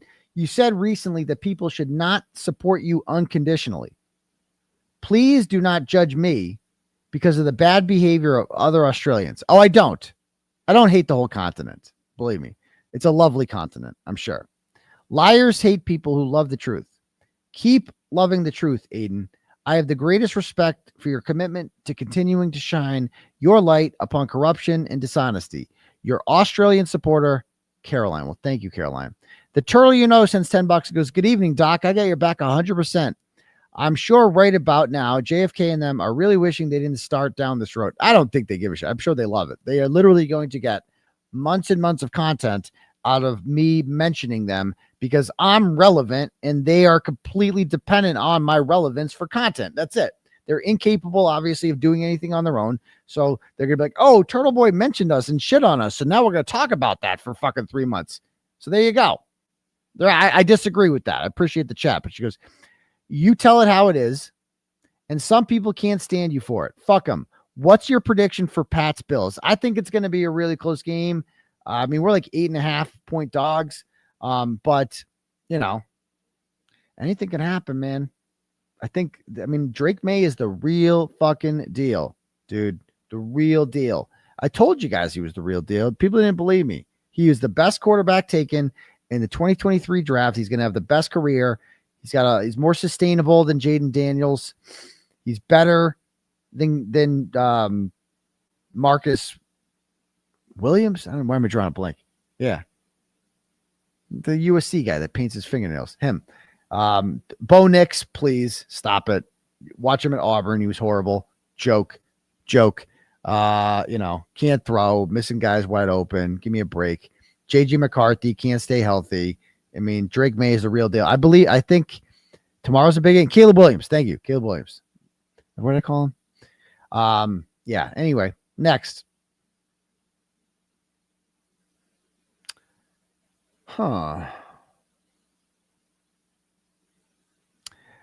NDF sends $50. Goes, I used to like JFK, but this week he is rude and cuts off anyone who disagrees with him. He is defensive if anyone tries to debate and focuses on making fun of how much people or their clothes rather than how hard they have worked for a good cause. Exactly. It's two different leagues, Turtle Boy, and I thank you for all you've done for Karen, even if she's lost perspective, and so many others. Exactly. What I did, it wasn't just for Karen. I mean, it was for John O'Keefe, man. It was for victims of corruption.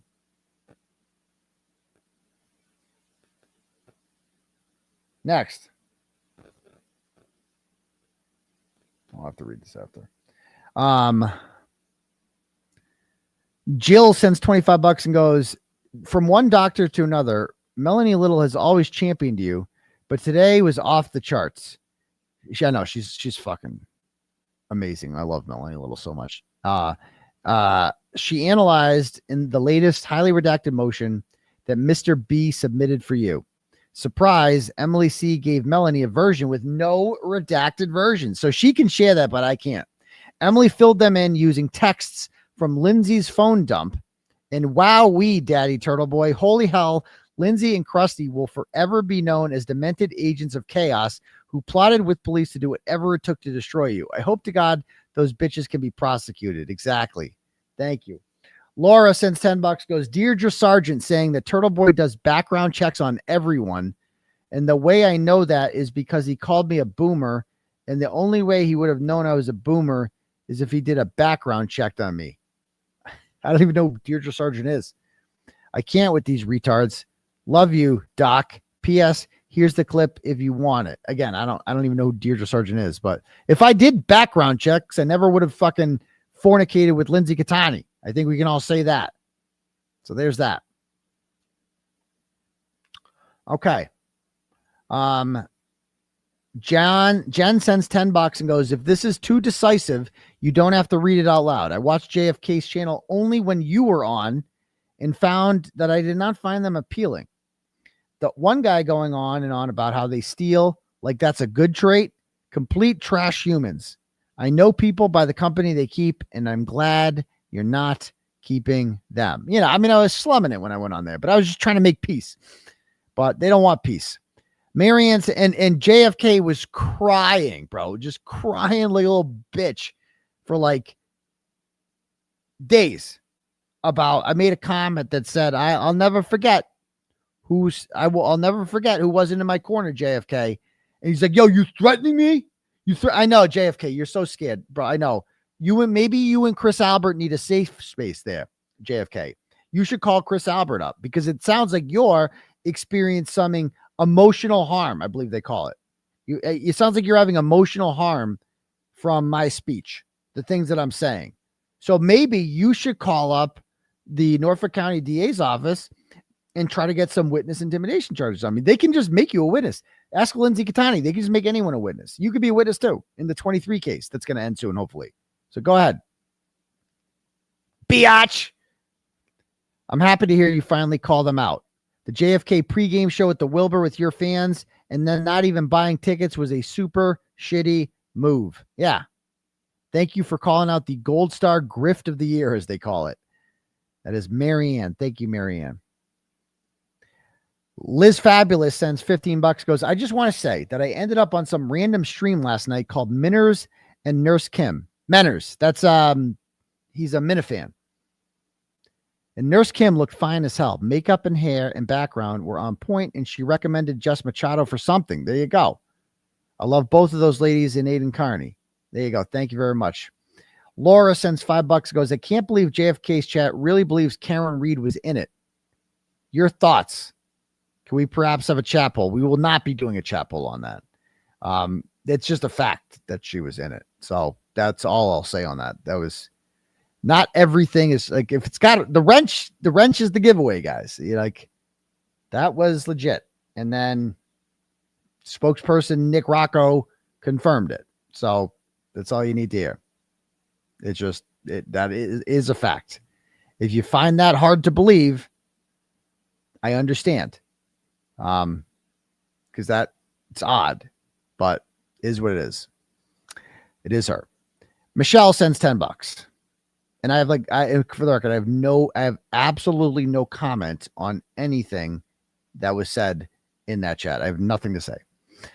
Michelle sends $10 and goes, miserable, lonely, and jealous souls live in chaos, and their attempts to manipulate are fueled by their longing for the love and support that they can never truly have. Keep your faith knowing karma is a bitch who never forgets. One day, free Turtleboy will live in the past. Exactly. Drama-free therapy. Ayabaka sends $25 and goes, yeah, fuck all the bullshit. Give yourself a vacation. Enjoy some downtime as soon as you can. Much love and support. Well, thank you. TB's Fist Pump of Freedom sends $10 and goes, keep up the grift, Fridge Daddy. We love and support you in your fight towards full freedom. Free the turtle. Well, thank you very much, sir or ma'am, for that one. And let me see. We got any more subs here? What do we have for subs? Did we lose any more? We just lost 7 more. What the fuck? We're down to 163,149. Come on, guys. Smash that subscribe button. We got 6,300 people watching. Here we go. Couple more here.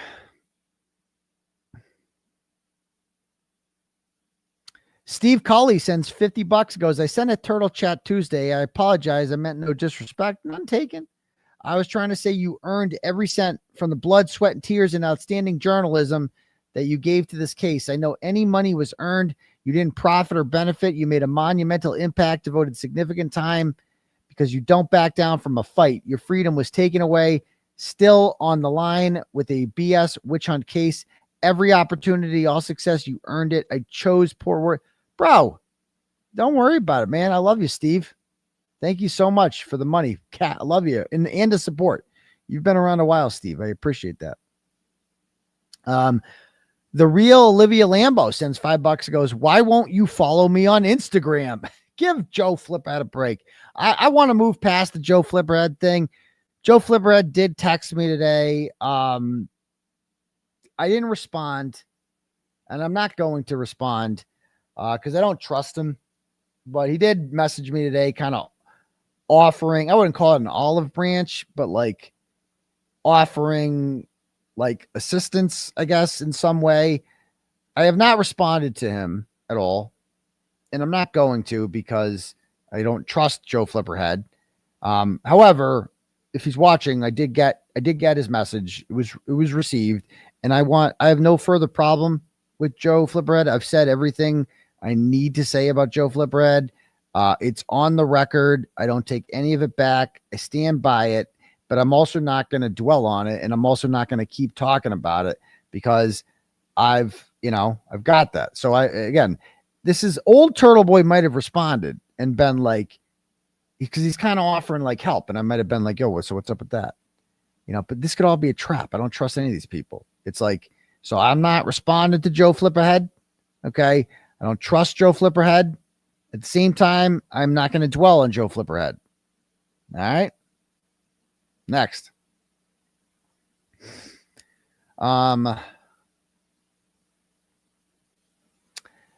Burn Down the House sends $10, goes, I just want you to know that even though Baby Clay has been spoken of as not real, I believe in him and pray for him in the morning, noon, and night. He's real to me, goddammit. God bless Baby Clay. Don't Read Out Loud sends $10. Okay. Mimi sends $25 and goes, shout out to your mods tonight. The chat was off the hook. Some disagree, so thank you. Krista sends $100 and says, hey, sexy daddy, when your charges are dropped, are you going to throw a victory party? I plan to fly down from Calgary for your trial. Nice. It would be amazing to fly for your victory. I pray for you and your children. I want you to know there are so many people that support you and truly care about you. Please don't be mad about my centigram. My penance was $100 fine. Sending so much love and support. Yes, we will definitely have a party when this is over, whenever that is, for sure. $10 from Patricia Casey that just says love from Australia. Well, thank you, Patricia. I appreciate that. Okay, let me read some turtle chat, some cash apps here. Did we get any more subscribers? Let's see. We lost 9 more. I'm not even going to talk about it anymore. 163,140. We're going to be at 162 soon. You're going to see it. Hope not. Give us a sub. There's 6,000 of you watching. All right. All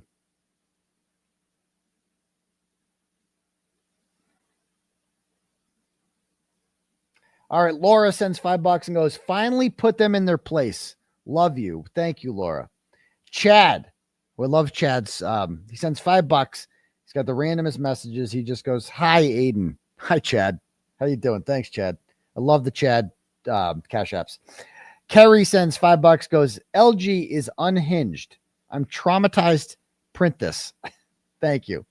Jennifer sends $20 and says, my ride or die. Yes, I am, Jennifer. Thank you. Jeff sends 25. Oh, I read that one. Okay, cool. All right. Anyone else we got? Any other turtle chats? No, we're good. All right, guys. Anybody else got anything to say? Yeah, I got plenty. I know, Laura. I know. We're good. It's a joke. I'm just letting people know I don't really give a shit. 163,000, 150,000 don't mean shit to me. I'm killing it either way. I'm still selling out the Wilbur no matter what. I did it once. I'm going to do it again. Hashtag pump and dump. Exactly. Yeah, I missed yours. Did you have a turtle chat or a cash app? I thought I read them all. Give me the name of, I thought I read them all. Hate when this happens. Bev's dizzy glasses. Bev's dizzy, whatever it is, Bev, just message me, send me an email, turtleboysports@gmail.com or Facebook message, and I'll start off Tuesday's presentation with your turtle chat if I actually missed it. I apologize for that because I love you. Was the fridge brand LG? Wouldn't that be something? Anybody else got any questions?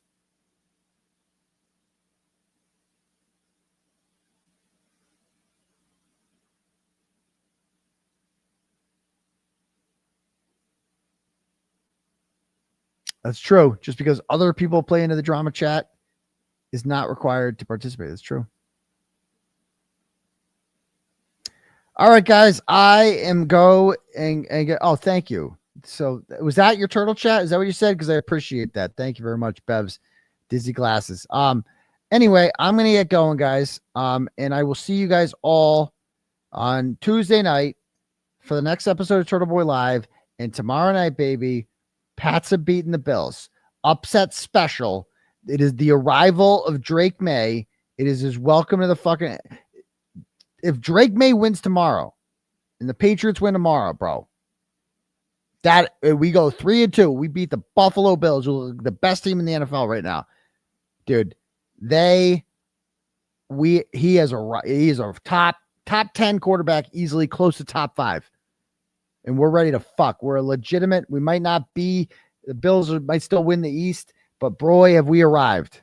And we're going to the offs for sure. So anyway, guys, we'll talk later. Peace to you, bum crease, Turtle Riders. It calls for data including